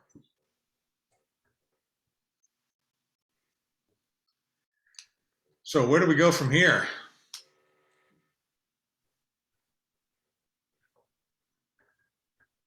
Can I pop in? I guess Got I'm the the answer. one Lisa's got raising the my hand. Yeah, so I kind of just wanted to get back to some of our consistency on some of the things we saw. So kind of maybe picking the low hanging fruit now instead of these bigger issues. It seemed like we had some agreement on environmental flows, subsidence, and I wanted to touch on the HAB issue, I think, to rectify the different perspectives that the two groups had on whether HABs was a low hanging fruit or not. Maybe that's the place to start. So I would just articulate our group's concerns about HABs quickly so we could start the conversation. And that was not that we didn't think HABs was super important and super engaging, but the question is, was the science at a point where we could add substantially to the conversation, or is the conversation more about should there be investments in monitoring or rapid response systems, or, and we felt that was much more of a policy issue than a science issue. So I throw that open to the group for discussion. Can I respond to that? My impression from the workshop is that there's some important scientific issues that were being that weren't being highlighted enough in terms of the role of wetlands in mitigation, the importance of both nitrogen and phosphorus, and the hydrologic context of this, these flood events followed by low flows that are particular to the Delta issue as opposed to other systems where the HABs are a problem. So there, I saw that as not a policy, but as a science, articulating that scientifically. And then there were these red herrings that got mentioned that I thought we should shoot down. I mean, I may be going too far, but there are some, in my mind, some particular scientific aspects for the Delta of the HABs situation that could inform policy to more clearly explain this. And getting back to this, the conceptual model description, again, having a conceptual model, not so much just a way of representing this as an image in people's minds, that I think would be helpful. So that's where I was coming from, that we didn't reach in the short 2-hour presentations, we didn't reach a clear statement of what those scientific issues were. I think, I know you should have all gotten a notice, I think this morning, about the annual IEP, Interagency Ecological Program workshop, which we members often attend. We often present there. They are having a session on HABs. They're also having one on invasive species. And Laurel, aren't you guys at the science program? Isn't the science program running a HABs thing? It is one of the workshops we are talking about for the future, but it's less advanced in the planning stage than other workshops. In terms of that planning, is there a time frame, a rough time frame? Is it? I'm going to need to get back to you on that, Steve. I don't remember off the top of my head. Yeah. So if this is going to overlap, if this topic overlaps with what other groups are doing, then that would be a reason not for us not to engage in this. Or another possibility would be if that HABs workshop is still being developed, and we are sort of on the fence about HABs, and maybe if we knew a little bit more, we can help guide some of the things that go on in that workshop, so that we end up learning from it and deciding whether or not it's worth a further evaluation by us. Yeah, I think that's a really good option. You know, we've talked about jointly hosting workshops or jointly planning workshops as a way to increase the engagement between Delta Science Program and the ISB. And I think this would be a great way to do so. Okay, thanks. I would also, if I could just ask one more question about this, you know, I think I know what Diane's getting at about those red herrings. Those worry me too. I guess the question is, do we have enough science to shoot them down? I guess is one question I would ask. And then my question for Laurel would be, are people operating under, for want of a better term, less well-supported conceptual models in how they're thinking about controlling HABs? Is that a problem? Would be a question. So I think a big question right now is what is causing a HABs bloom at a particular place and a particular time? Like, what is the relative dominance of residence time versus nutrients versus temperature? And how do these interacting factors combine to produce a HABs bloom or not? That's one of the big unknowns. And we're actually funding 2 projects through the PSN that will get at that question. The other thing, sorry, my doorbell just rang, so there's dog barking. The other thing is that, just a second. The other thing is that the USGS, California Water Science Center, is really focused on trying to produce data visualizations that will support operational decision-making around HABs. But again, that work is still in its early stages right now. And there's a little bit of uncertainty from them as to what exactly is needed in order to improve forecasting models and decision-making. So I don't know if that's helpful insight, but I feel that there is still a long way to go in terms of the science of understanding HABs in the Delta.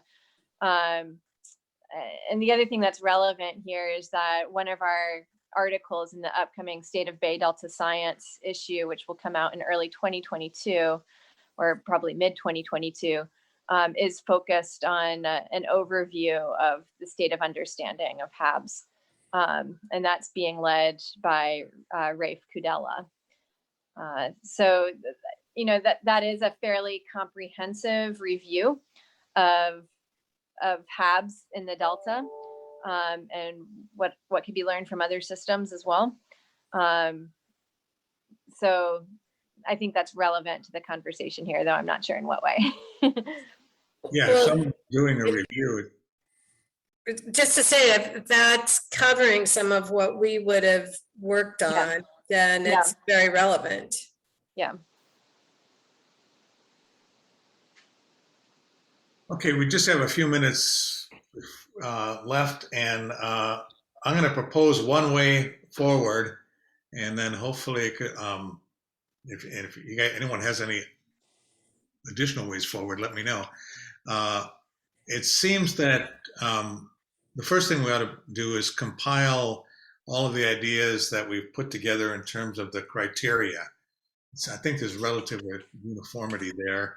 And I know it's already been done. I know Edmund and company have already put together a presentation that had some of that stuff compiled from your notes. And the criteria, and then also anything that has come together.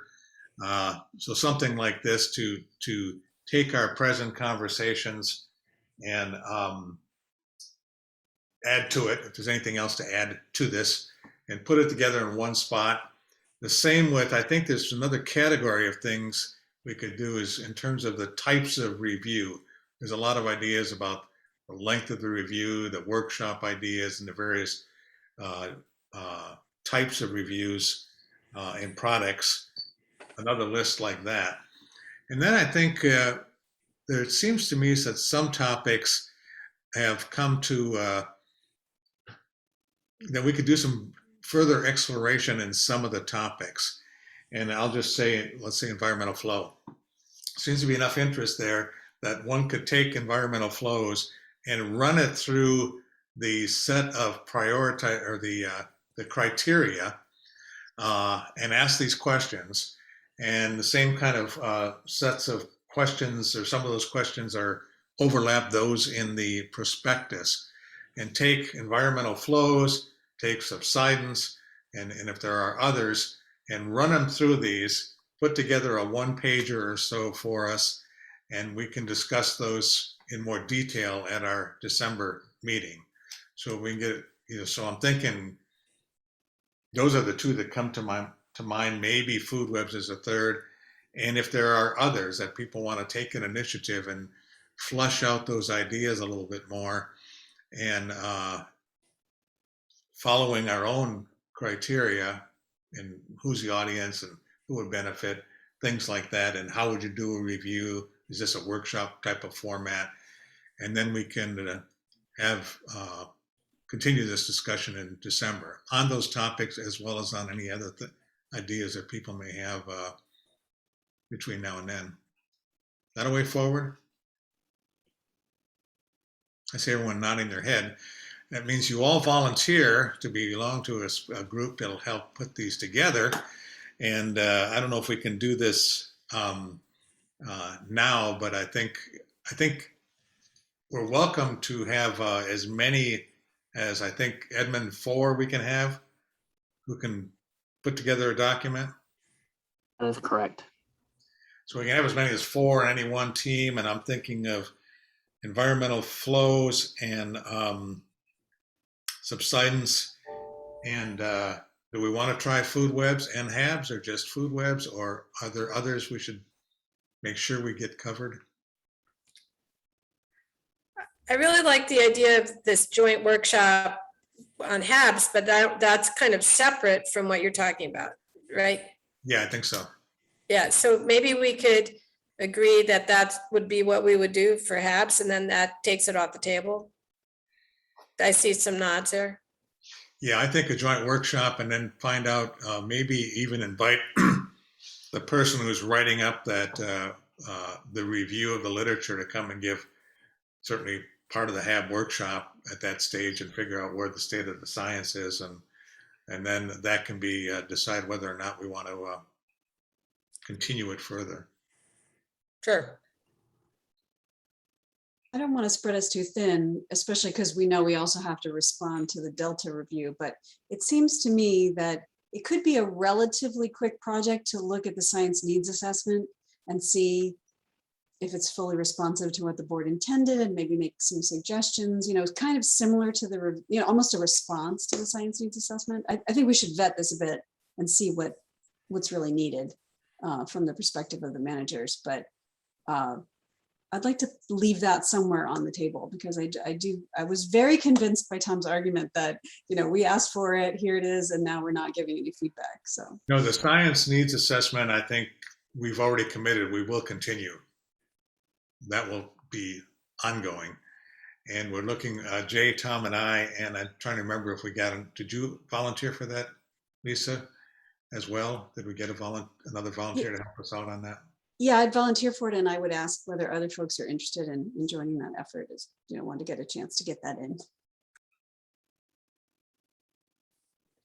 I see Could help Tom. with that, yeah. Yeah, that would, 1, 2, I'm counting 4 or 5. But yeah, we can certainly figure out a way to do that. See where we are. Steve, do we know what the status of the science action agenda is? The science action agenda, hopefully we're going to have a leadership meeting with the science action agenda people before December. They will, they're looking to give us a presentation in December and ask us a bunch of questions. And when the science needs assessment is complete, it will go out for a 60-day review, and that will be our opportunity to review it. And so what we've gathered so far is how we responded to the last science action agenda. We'll circulate that. I just got it sent to me a couple days ago, and also decide whether December is the most appropriate time, because it seems to me we would want to see the review, the draft review, then have an open discussion about it, presentation and open discussion about it, and then compile our response to that. Steve, can I add a little clarity to that of the science action agenda? Yeah. Yeah, so the science action agenda request for review should be coming out to the board shortly after the meeting, with the idea that you guys will discuss it in December. So we should see the draft shortly. Yes. Okay. Yeah. And if that's the case, then we would be discussing it in December. Because I think that list of topics is going to be relevant to what science topics we pick. So. That's, Can somebody crosswalk the science action agenda with the science needs assessment? Or how are those two related? we've done it every time we've had a science needs assessment meeting, pretty much. Because the science action agenda people were involved with the science needs assessment activities. And so we've even given presentations about that diagrammatically show how they're different. Science action agenda is the way I look at it is a 4-year thing. It comes out every 4 years, and it's more short term. The science needs assessment is more strategic, but we've given presentations on it. It's more complex than that. Laurel? Yeah, I just wanted to say that one of the things you'll see when you get the science action agenda is it's pretty explicit about how the science needs assessment has informed particular parts of the new science action agenda. And it also, mentions this difference in the time scale of consideration, but science needs assessment highlighted some really important gaps that we aim to address with this SAA. But it's an important question. We need to look at both of those carefully, and point out the differences and the similarities. Laurel, do you have something else, or? Okay. No, I don't. I need to lower my hand. Any other topics we should try to run this little simple analysis on in preparation for December? All right, if you feel that there's a topic that somehow you really thought we missed and it needs further, deeper discussion, other than in our open discussions, please feel free to just let us know and start putting together the information in that prospectus / criteria, and we can move forward on that. We'll just set aside some significant time to discuss those.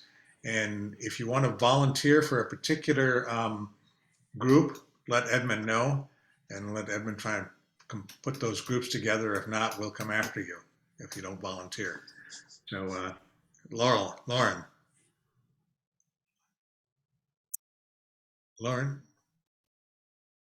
you're on mute. There we go. Thank you. Yeah, I just wanted to point out, in case you aren't aware, since you've mentioned the subsidence reversal, that at this week's council meeting on Thursday, there's an agenda item called carbon capture and storage in the Delta. That might be of interest to folks with respect to that topic area. You can, and maybe Edmund can send this out after the meeting, but a link to the staff report for that agenda item. Yeah, and that was something I omitted in my comments about it. I was focused more on the process, but one aspect to this subsidence reversal is capturing carbon. The estimates are huge. That it could really give California a big check mark if we were to do that. All right, I'd like to thank everybody for what I found is a fun conversation, as well as the conversations yesterday. And I want you to make sure that we don't lose the ideas that were generated. So as we go through and start putting stuff together, make sure none of that information is lost. And I think that I'm also looking for ideas if we want to some ways to continue these conversations. I think we're going to meet face to face in January. There's some opportunities there, of course, but want to keep this kind of momentum and thinking going. So thanks, everyone. Any last minute Steve, comments? just one suggestion. Should we try to get some volunteer champions per idea? I feel like December's going to get here pretty darn quickly. Should we just see if anyone wants to elevate one of these particular topics right now and be the initial champion?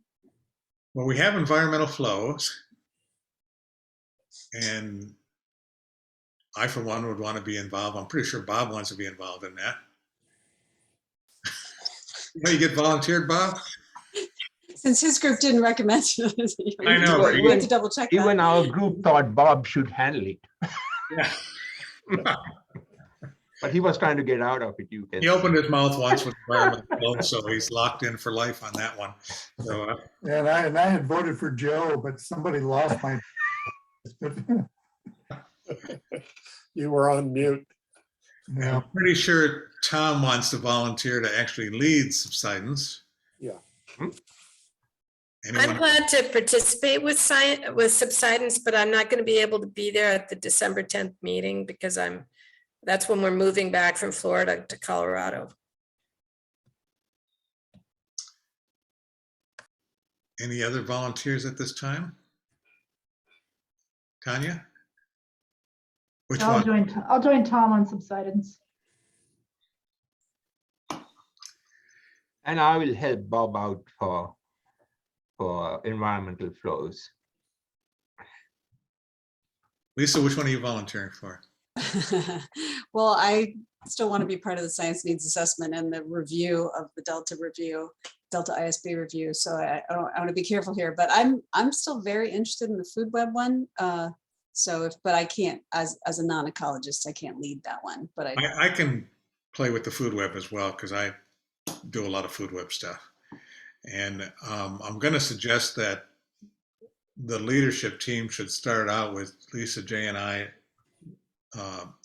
probably not this month, but once that the Hastings report is finalized, because we can have some discussions about what we might implement and put forward that to the board.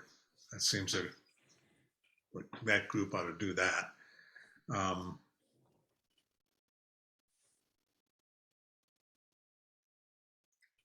Does that help, Lisa? I feel better. You know, in your chair, you can actually assign people to committees. You know, so just like we assigned Jay a whole bunch of committees while he was gone, but we'll let him know what that's all about. Okay, I think that's it. So any public comment on this, Edmund? There are none.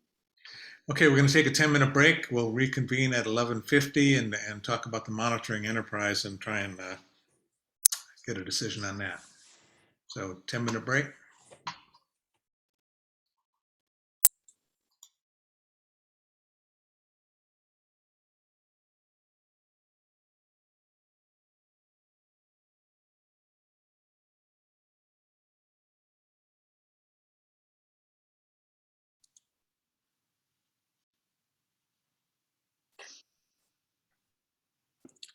All right, Chair, the floor is yours.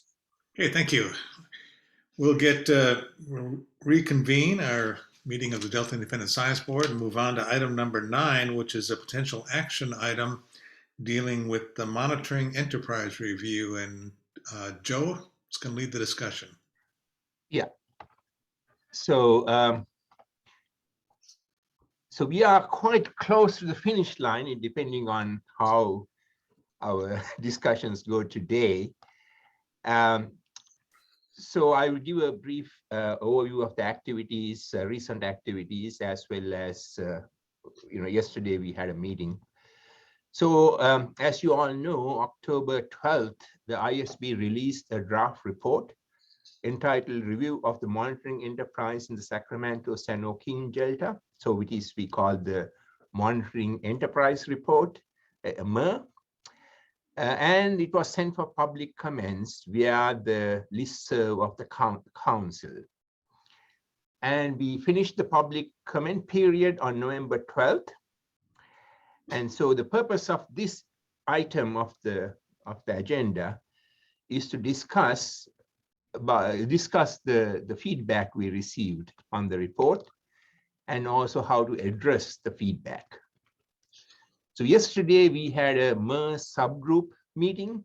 The MER subgroup is Tanya Hekala, Virginia Doyle, Steve Brandt, and myself, as well as the DSP staff, Edmund Yu, Jenica Moffat, and Chelsea Batavia. So we had a meeting for about 1.5 hours yesterday, and then try to address almost all of the major comments yesterday.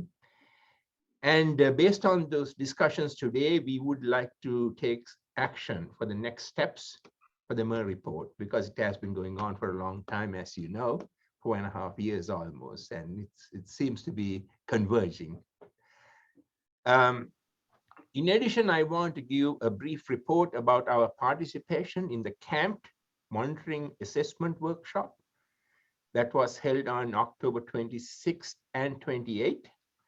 So this monitoring assessment workshop is related to the planned 6-agency monitoring redesign effort, focused on 5 pelagic fish surveys administered by Fish and Wildlife.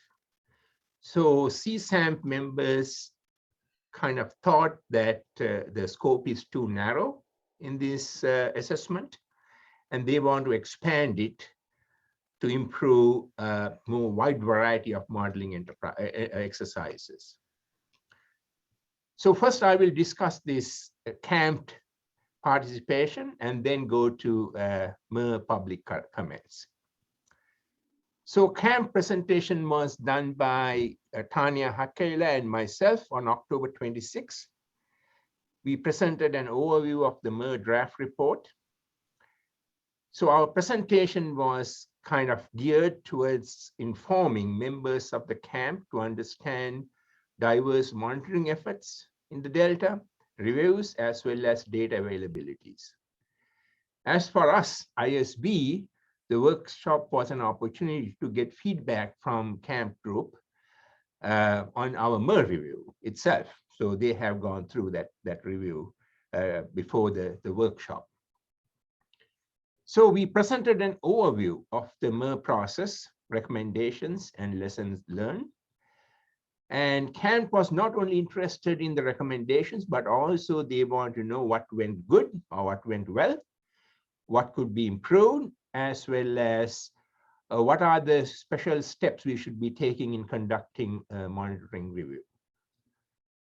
So CAMP members also a lot of interest using adaptive management in approaching to monitoring, because we had six-step monitoring framework in the report, and that got a lot of attention.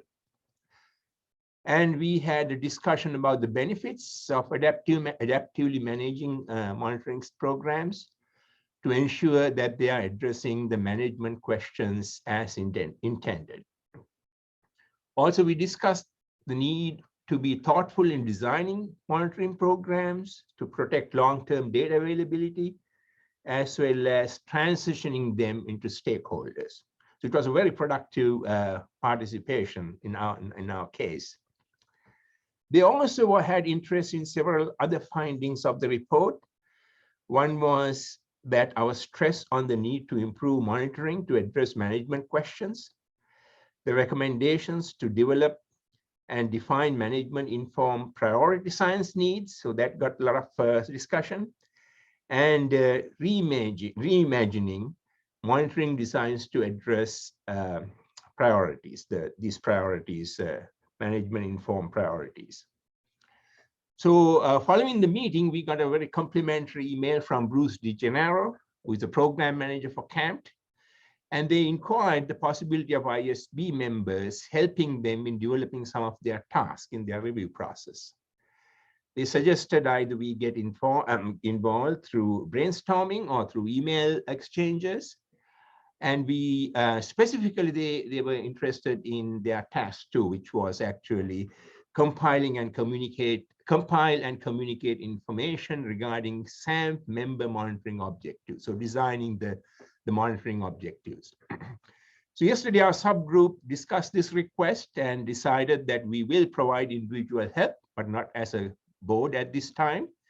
and entrusted me to formulate a message and communicate to Bruce about it. So that's regarding the camped workshop. With regard to public comments, three Delta ISB members sent comments, and 6 other comments were received in varying lengths and content. One was from Steve Culberson, IEP lead scientist. Then from Stacy Sherman, which is Fish and Wildlife Environmental Program Manager. We had comments from Regional SAN, state water contractors. Originally, it came from Darcy Anderson as an unofficial commentary, but later we were informed that it can be considered as official for board purposes. And then we had comments from Francis Coates. After looking at the comments, we kind of decided these comments are rather out of the limb. So because it was no connection to most of the items we had in the report. So the staff members tried to reach Francis Coates but couldn't. So we decided we are not going to handle those comments from Francis Coates at this time. And there was a comment from Institute for Bird Populations, one comment. So yesterday, the MER subgroup reviewed and addressed almost all of the comments. Major comments were all addressed, and there were some editing comments.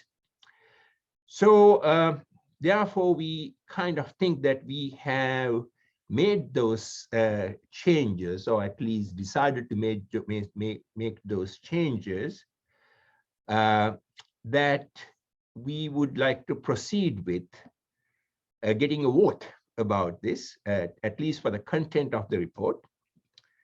And so the way forward would be that today we will discuss some of these comments and then see whether the subgroup can do all the changes or whether the full board has to get involved.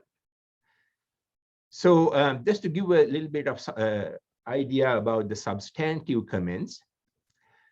The first one is that public comments did not suggest any significant content changes, so which was actually very good because we don't have to change the report much. Therefore, the writing team thought that we should move forward with just the vote to finalize the content of the MER during the meeting today. So that's the first one. Steve Brandt graciously agreed that he would do all the comments incorporation into the document we came up yesterday. And so he will address all the public and ISB comments and incorporate it into the current draft. So yesterday there was some editing done to the draft by Jenica, and she will send that to Steve today. Then when we gleaned the comments, there were some substantive comments, major comments, but it kind of emerged as themes. The first one was that there were concerns about the use of interviews and questionnaire as generalized opinion. Because we send the questionnaire to 3,000 people, only 34 respondents are in the report, but that's how response you got. So the sample size is pretty small. So that basically was a concern, and the subgroup really agreed with that concern. So we decided to upgrade the language and around the quotes and questionnaires and interview results. So we will clarify the sampling size limitations in the report. We will certainly make changes. And also we will make sure that we are clear that to indicate that the comments made are individual comments or personal opinions in some cases, and is not generalizable. And also we will indicate that, or we will modify the graphs and the presentations to be more clear and realistic, so that those changes will be made by the science program staff, because some graphs have to be amended to indicate There are comments there are some what you call the neutral comments who are not included there. So that will be included in the final. And about the quotes, if you read the report, there are some particular quotes we had in the report. So Steve will clarify why these particular comments or the quotes were chosen out of many. And there was some concern about the overemphasis of monitoring for decision making. In fact, our major idea at the beginning was monitoring to inform decision making, but it kind of people thought that we are getting a little bit too overboard with this, because monitoring also involved the monitoring for scientific purposes and learning about the system. So we have to de-emphasize somewhat that we are doing monitoring, or we are doing a review of monitoring for decision making only. So that will be done right throughout in the whole fabric of the report. And Steve will update the introduction and executive summary to clarify this aspect. And hopefully that final version will have the flavor that this is a general monitoring review rather than just for the management purposes. In fact, that, as I mentioned, it was the goal at the beginning, but it is not the only goal. There were several comments throughout, minor comments requiring various clarifications and qualifications. And we discussed them, many of them yesterday, and Steve will address all those in the final version. And the subgroup will have a quick look to make sure that everything will be good. And there were some set of comments. It was more appropriate probably for the staff to handle those things. For example, to update the questionnaire results to include neutral responses, as I mentioned, the written results and graphs both. Add brief summaries of common themes of each case study, because we had case study section there. So one of the commentators suggested that what's emerging from these brief reviews, what we learn. So that will be included.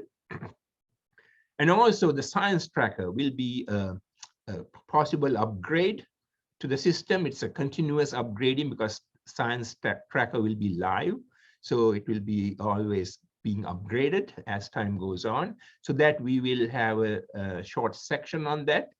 It will be included in the methods section.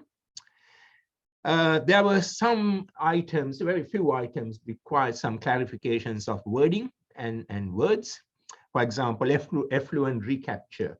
One of the commentators want the definition of that type of words, which were not clear to some. And Tanya will also review questionnaire results and make edits if it is necessary. And I will have a look at the clarifying the language of some of these words, the definitions. So we will basically divide the workload, that kind of lighter workload among us, and Steve will carry the heavy load. And we really thank Steve for doing so, because it's the end of the semester, so there's a little time crunch here. So now, so that's a kind of brief overview. So I would like to open the discussion now with a few questions. First of all, do you have any feedback from the public comments? Came from the public comments. I'm sure many of you had looked at the public comments. Then the second one, I want to know whether we are ready to approve the content of the report and vote for it today.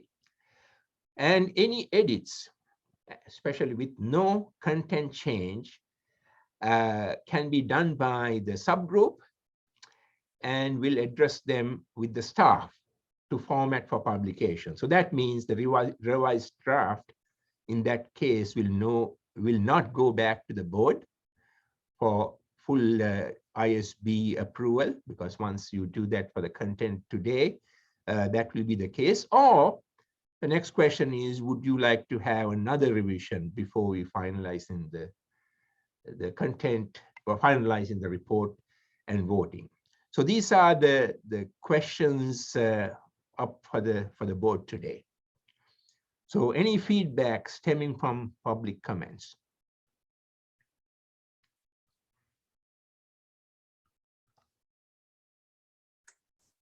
Just a quick thing about the sample size. So yeah, I understand the problem. You have a small percentage return rate, but I hope it sounded to me like you were just gonna change your language almost to suggest that you didn't have generalizable findings. And I guess I would just question, can you characterize that group as particularly knowledgeable or having some breadth or something that would enable you to say how generalizable their comments were or how consistent they were? Just because I hate for you to bend over backwards too far the other way if you had a good core group.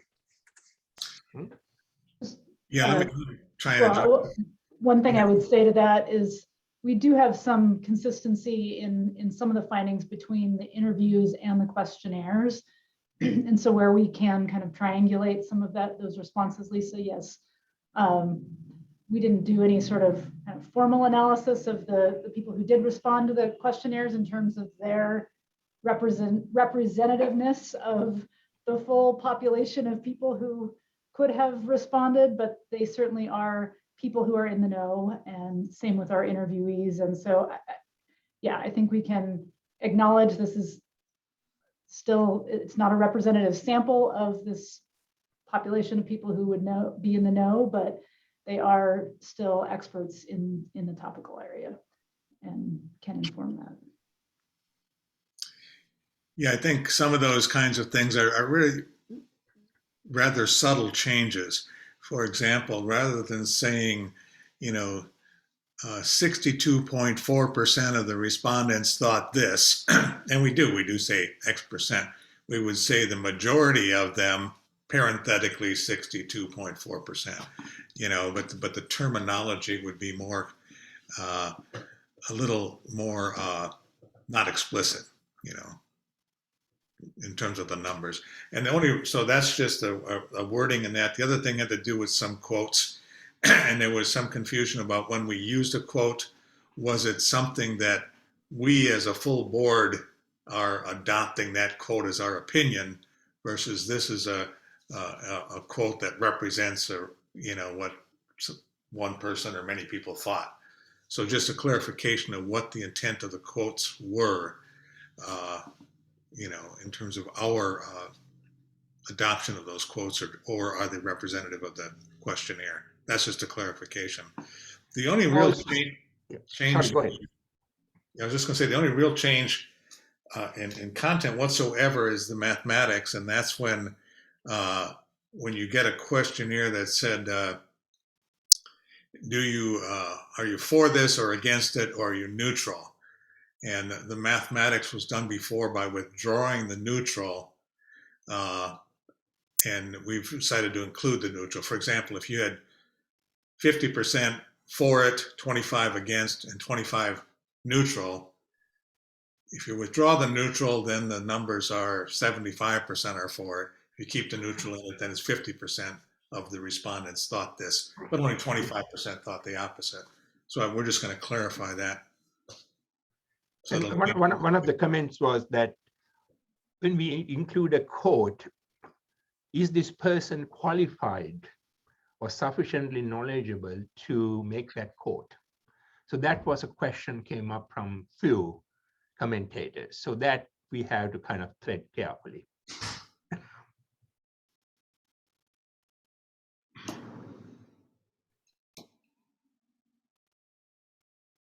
And I do want to clarify that I will do the next draft on it, but it will then definitely go back to the full writing team to help finalize it. So it will be a team effort. So. And then what's the advantage to having us sign off now versus when we having a final version? Just to keep us from fiddling, especially me. Pretty much. Is that the advantage? And it pretty much was for you. No, it's the, as we know, when we're writing as a committee, we tend to edit, and sometimes we edit our own edits. at least 2 or 3 times. I know some of us, so the idea was that let's approve it as a content approval, so no one will change the content, but leave the final editing and polishing to a 1 or 2 or a small people. And this is what we've done with all of our reviews.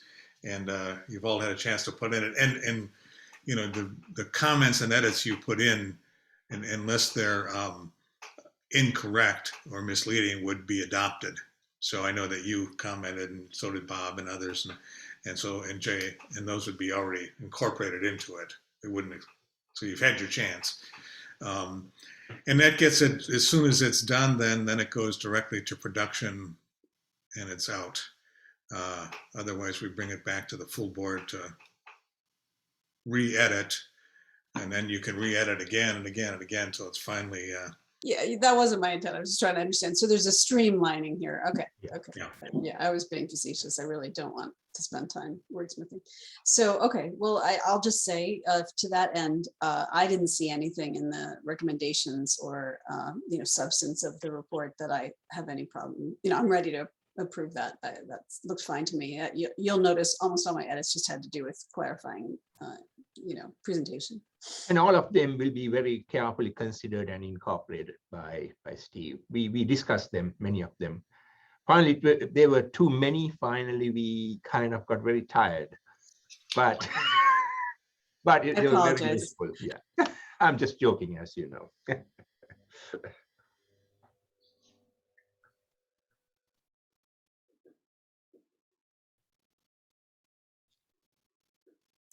Well, we can go ahead and call the vote if you like, if there's no other discussion. I don't know if we have public comment first. Yeah. Edmund? You also have Jay has his hand up. Jay has his hand up. Jay. I thought the report was really pretty good. I think I'm comfortable having us approve content on it now, but I do want to raise one point that struck me in reviewing this document and strikes me in reviewing quite a few other documents that we have on monitoring and science in general, science action agendas and things like that, that it's almost appears to be a slavish devotion to the questions that decision makers have. We have to be able to have a question from a decision maker before we're allowed to monitor something. And I think we also should highlight the importance of monitoring and the importance of science on helping decision makers ask better questions and to stimulate them to ask better questions. We really denigrate all of the science enterprise and the monitoring enterprise. I think if we don't address that issue in this report and in our other work, I'm really, it really bothers me to see a very capable, broad scientific organization or set of organizations that really feel like they have to have a question from a decision maker before they're allowed to look at something. Jay, your comments were well taken, and we did discuss them, particularly yesterday, and in fact, and agree with them. And the document itself, the body of the document, is fairly balanced in that way. And what we're going to do in that regard is to expand on what we're calling step 1 in the process, which is defining the purpose of the monitoring. And if you look at that diagram, there's a lot of different purposes in there. I think only one may relate to a management objective. And so we're going to expand the text related to that. And what happened in the multiple revisions to the document is that the current version of the executive summary overstresses that management to the exclusion of others.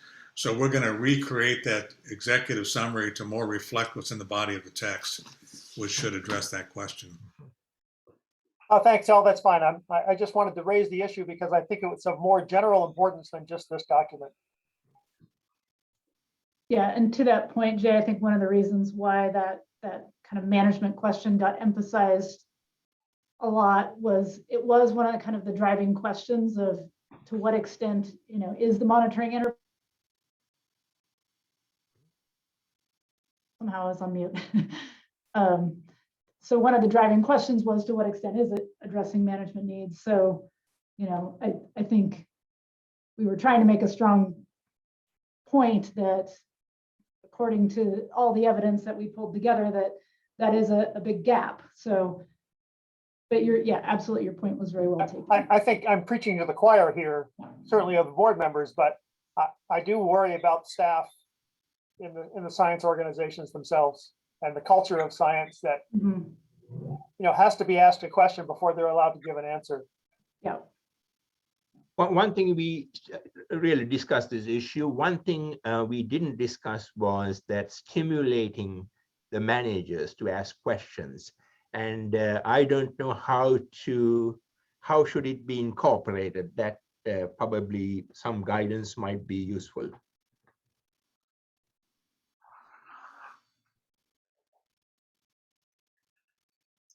Steve, I think it's not difficult to incorporate that notion. And I would ask Jay if he's got some specific wording that might help us in that direction, or location in the document where you might have seen that. I have it. I on the version that I sent you, I had a couple of places where I made the remark, but I'm happy to take a look at whatever your final version is and take a look at it as well from that perspective. Like I said, I'm pretty sure I'm preaching to the choir here, but I do think for the general readers, including the decision makers, it's important for them to think about science as a resource to help them ask better questions. Yeah, that's a good point.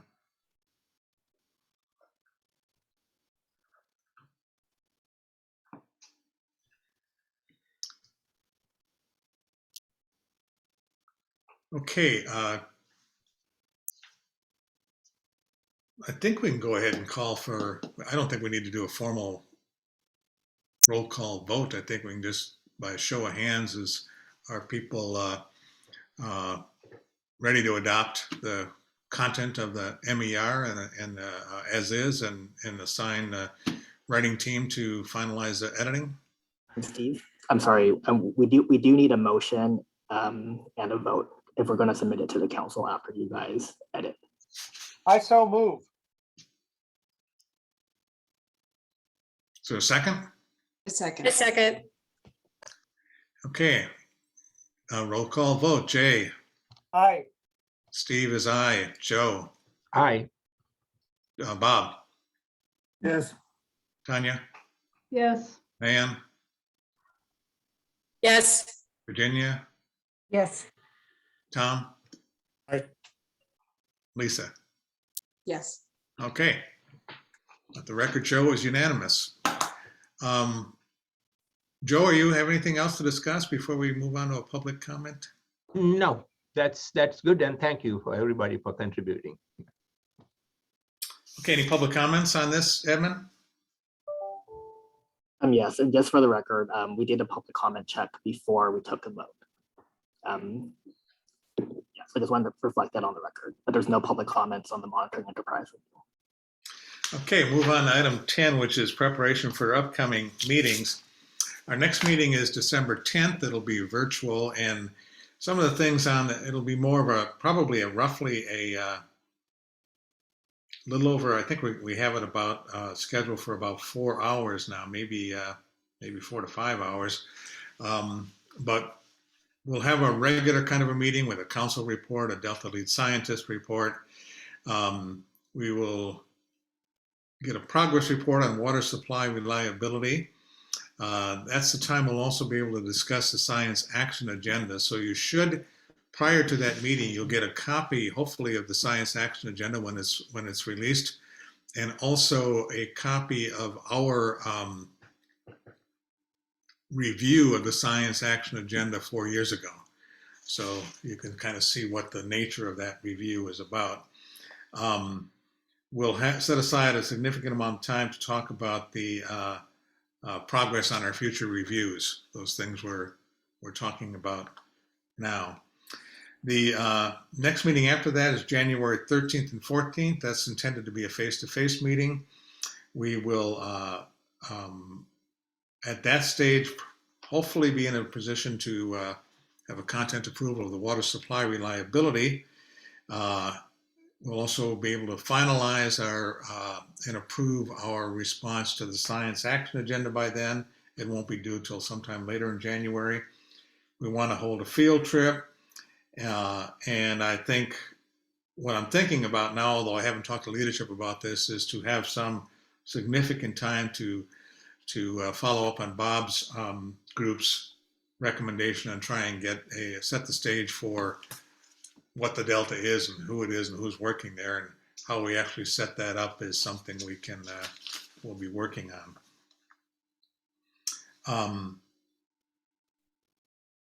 I think that's all I have for the future meetings. I do want to reiterate that we do have a whole list of people in the stakeholder category that we had on the list to come and talk to us about what they do and what the Delta is all about. But I think we've got to think about that seriously and try and first get the information on, again, who the key players are, but also what is the Delta and the operations of the Delta and things like that can get us all sort of revamped on the same page of things of the Delta. I don't know that we can do it all in one meeting, but I think we can certainly get a good start on that. We'll also be, well, maybe not. Okay.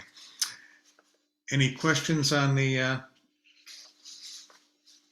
anything I missed on future agenda, Edmund? Tom has his hand up. Okay. Bob has his hand up too. So Tom? When you were talking about the making progress on the topics, are we going to get everyone to volunteer for one of the working groups? Yes, I think we have most people already had volunteered. This is the you are leading the subsidence group. Right, but I think only Tanya expressed an interest in Tanya and Diane. Yeah. Diane, okay. Yeah, and I think we have at least Joe. Were you on subsidence or the other one? You're muted, Joe. You're mute. Environmental flows. And I'm on environmental flows. So is Bob, and Lisa and I are also going to do the food webs. And Jay probably should move. Which one do you want, Jay? You were gone. Which one do you need me the most? Probably.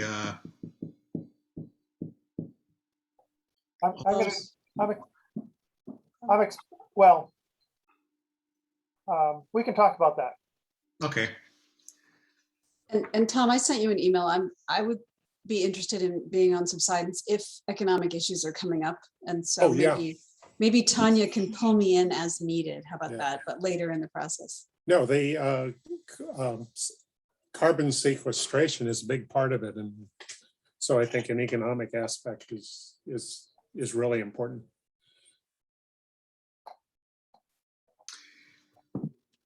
Bob. Coming back to the briefing document, having a list of the stakeholders, a short summary, and perhaps the website and the contact information for them, having it in black and white would be very useful. As well, the leadership committee should consider developing a list of the acronyms and the important websites that we may use from time to time. It would just make it a lot easier in a way to have a lexicon of all the terms and groups and all that kind of odd and end information that we need, to informed. So Edmund or maybe Jay, is there a document like that exists? We actually created one for a Delta ISB reading list that has acronyms in it. We could, I'll take a look and update that, and then I can circulate it back to the ISB. It kind of has like a list of reading materials, acronyms, and all of that. And also like in terms of organizations, the Delta Science Plan actually has like a list of organizations and collaborative groups along with like a very brief description of what they do. It's in one of the appendixes, which I could also send out.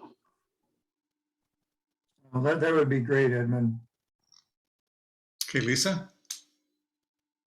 A thought I had about the conceptual model, or just getting a better understanding of how these agencies work together, might be to have our support staff and maybe a few other agency representatives maybe create a diagram for us, and we ask them questions, we ask them to add things to the diagram. I was thinking that might be more fruitful than having us do the diagram with limited information.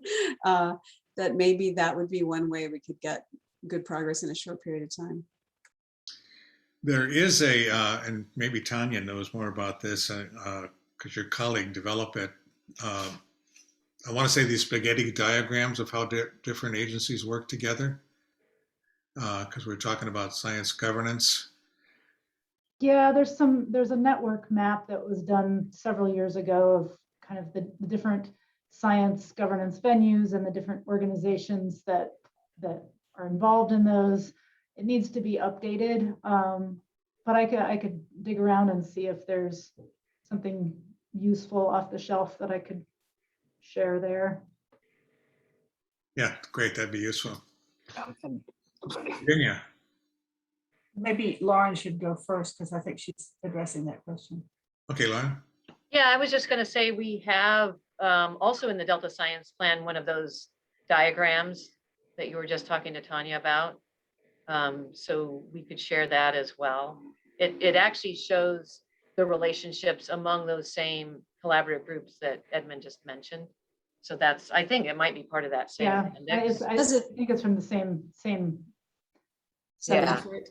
Yeah. Does it link to which like natural resources they most influence and things like that? So that, yeah, that's what I was thinking. That's what we would ask to be added, Right. in essence. I think that's something that staff could work on, what you're asking for, because it is really helpful. I agree. And I think many of us, especially those of us like myself who've worked in the system for over 20 years, you know, have those kinds of things in our heads, but I'm not sure if it's been written down, but it would be really helpful. So yeah, I can commit that we'll start working on that. Great, thanks. Virginia. So I'm really glad to hear that, Lauren. And I was going to say, for another committee I serve on, they sent us just a cheat sheet, it's a Word file that's about 3 pages long, and it has links to all the key websites that we need, and it has acronyms. It just has basic information. And so when I have questions that I can't figure out where to go, I just go to that. And you have provided us with a lot of information. And I've had all these files in different places, but I'm not well organized.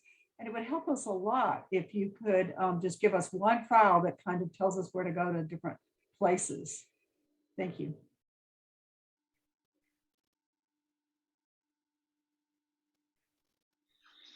All right, that sounds good.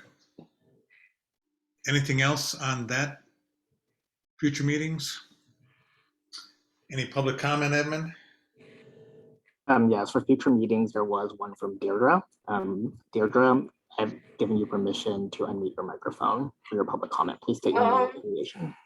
Deirdre Desjardins. Actually, it was general public comment. Should I go ahead and do that now? Steve, sorry, it was for a general comment. Would you want the general comment now, or just wait until we get to that general comment? She can go now. Okay. We did, I did want to say we submitted comments on the water supply reliability review, referencing this paper coming out of researchers in Europe about increased temperature and increased heat and rainfall extremes are now far outside the historic climate. And I did think that would likely come to the West Coast. And today there's unprecedented flooding in British Columbia, and a sewage treatment plant flooded and they had to evacuate a town. So it is, there are concerns that, things are happening faster even than emergency preparedness can keep up with. I did get a chance, I was the Integrated Regional Water Management Roundtable of Regions is having a seminar on climate science, which I was attending this morning, and they asked DWR scientists if they thought what they thought this meant, and would it we get unprecedented flooding in California, and they said yes. Wyatt Arnold, who I think studied with Jay, said that. On a personal note, I am probably not going to be at your December meeting. I was hit by a crop hauling semi in Westland's Water District in 2014, and I need another operation, which I'll be having after Thanksgiving. But I hope to be back in January. So. Well, good luck with your operation. And while you're in recovery, of course, you can always watch the video of us. I know that's a... You know, so many hours trying to watch your videos and track down what had actually happened. So I've already done that. May help you get a lot of sleep, you know, so. Yeah. All right, thanks again. We'll move on to the next item with is, Edmund, you have 25 minutes to review items for follow-up. I know there's a lot of them. Yeah. So I think just to go back from day one yesterday during your chair's report, you mentioned the recruitment flyer is out for both the Delta ISB postdoctoral scholars and also for the Delta ISB members. So just a general ask for the Delta ISB is to help circulate those to your networks if you know anyone who might be interested, if you haven't already. The next item is from the Water Supply Reliability Review. So the lead authors, Jay, Tom, Diane, and Bob are actively working on the next draft. And it seems like the current aim is to have that draft ready for the January meeting for the Delta ISB's discussion. The other thing is, I think Diane is going to try to set up a call next week with Jay and Tom to talk about the conceptual model that she's developing for the Water Supply Reliability Review. For the Monitoring Enterprise Review, the board took action today to approve the content of the report, and we'll address the public comments and then work with staff to format the report for publication. And Steve is taking the lead on that with help from Joe, Virginia, and Tanya. In terms of the planning retreat, today you guys discussed starting the prioritization criteria exercise for a few select review topics. So after this meeting, staff will send out the new prioritization criteria that was developed through the breakout groups, and then work it out for the review topics that you guys have selected, and perhaps also start outlining a prospectus. So the topics selected for this exercise include subsidence reversal, environmental flows, and food webs. For subsidence reversal, I currently have on the list Tom, Tanya, and Diane, and then Lisa could be pulled in as needed. For environmental flows, we have Bob, Steve, and Joe. And before I move on, is there any corrections to either of those groups? And then for food webs, I have Lisa and Steve. We also talked further out about other activities, including the Delta Science Programs assessment and the Delta ISB's response. The idea is that a subset of the ISB will take the lead in preparing a response to that. And for that, I have the chairship penciled in.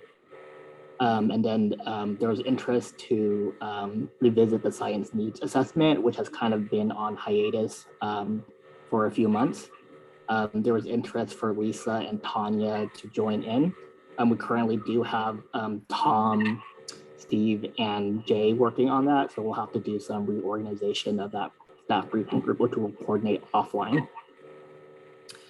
And then for other preparations for future meetings, the science action agenda. will be released after this meeting. And then the idea is there will be a discussion of the draft science action agenda at your December meeting. The other item is that there's interest in the in like a reading list and with the acronyms. We do have a list that we previously sent out, but staff will go ahead and take a look at that and update it based off today's suggestions, and then we'll resend that out. That's all I have for the follow-up items. Is there anything anyone wants to add or correct?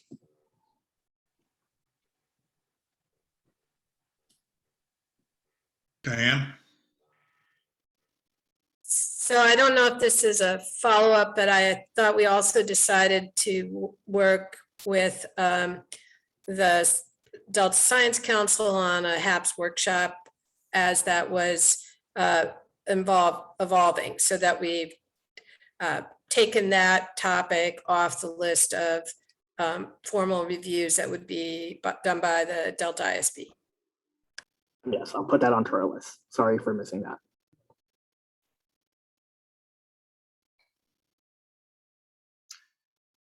And you'll write this up and send it to us, Edmund? Yes, I'll do that. Okay, and then if anyone sees anything that's missing, make sure you let us know. Any other comments on the to-do list? Okay, any other public comments? Sorry, Steve, just a quick thing. Like Virginia, I know I have a lot of information somewhere on my hard drive. I'm wondering if the handbook or, not, I realize we have different preferences here, but I'm wondering if we might think about a handbook that's online that we would always know how to find versus files. Just a thought. I think that's a great idea. Is that something that could be done, Edmund? Yeah, we can put our, I'll have to look into that on the best way to make it electronic. But the ISB has their own box account, so I think that's something we can prepare. Yeah, because it seems too, it's sort of, I know whenever I try and find like the latest version of a certain review, I spend significant time looking for those things. And I think if we had like a box file and say, here's the latest MER review, and when a new one comes in, the other old ones are taken off, or at least it's somehow numbered or something. So we had one site to go to get the information we need for all the various things we're working on, I think would be really useful. So I talked about the cheat sheet that I had for this other group, and that's basically what they have is kind of the cheat sheet short, because a lot of it refers to an online page, including a calendar, which they keep updated. Because I'm always getting confused about meetings because I put them on my calendar and take it off. And an updated calendar on that website that makes sure that I haven't messed myself up, as well as contact information and so forth. So yes, Lisa, let's do that. Very good. Anything else? Okay, Edmund, any comments, more public comments for items not on the agenda? There are none. Okay, well, thanks everyone. I think we actually accomplished quite a lot today, and we have a lot of to-do things, and this is now getting to be fun again. So thanks everyone, and we'll officially adjourn the meeting. Have a good weekend. Thank you.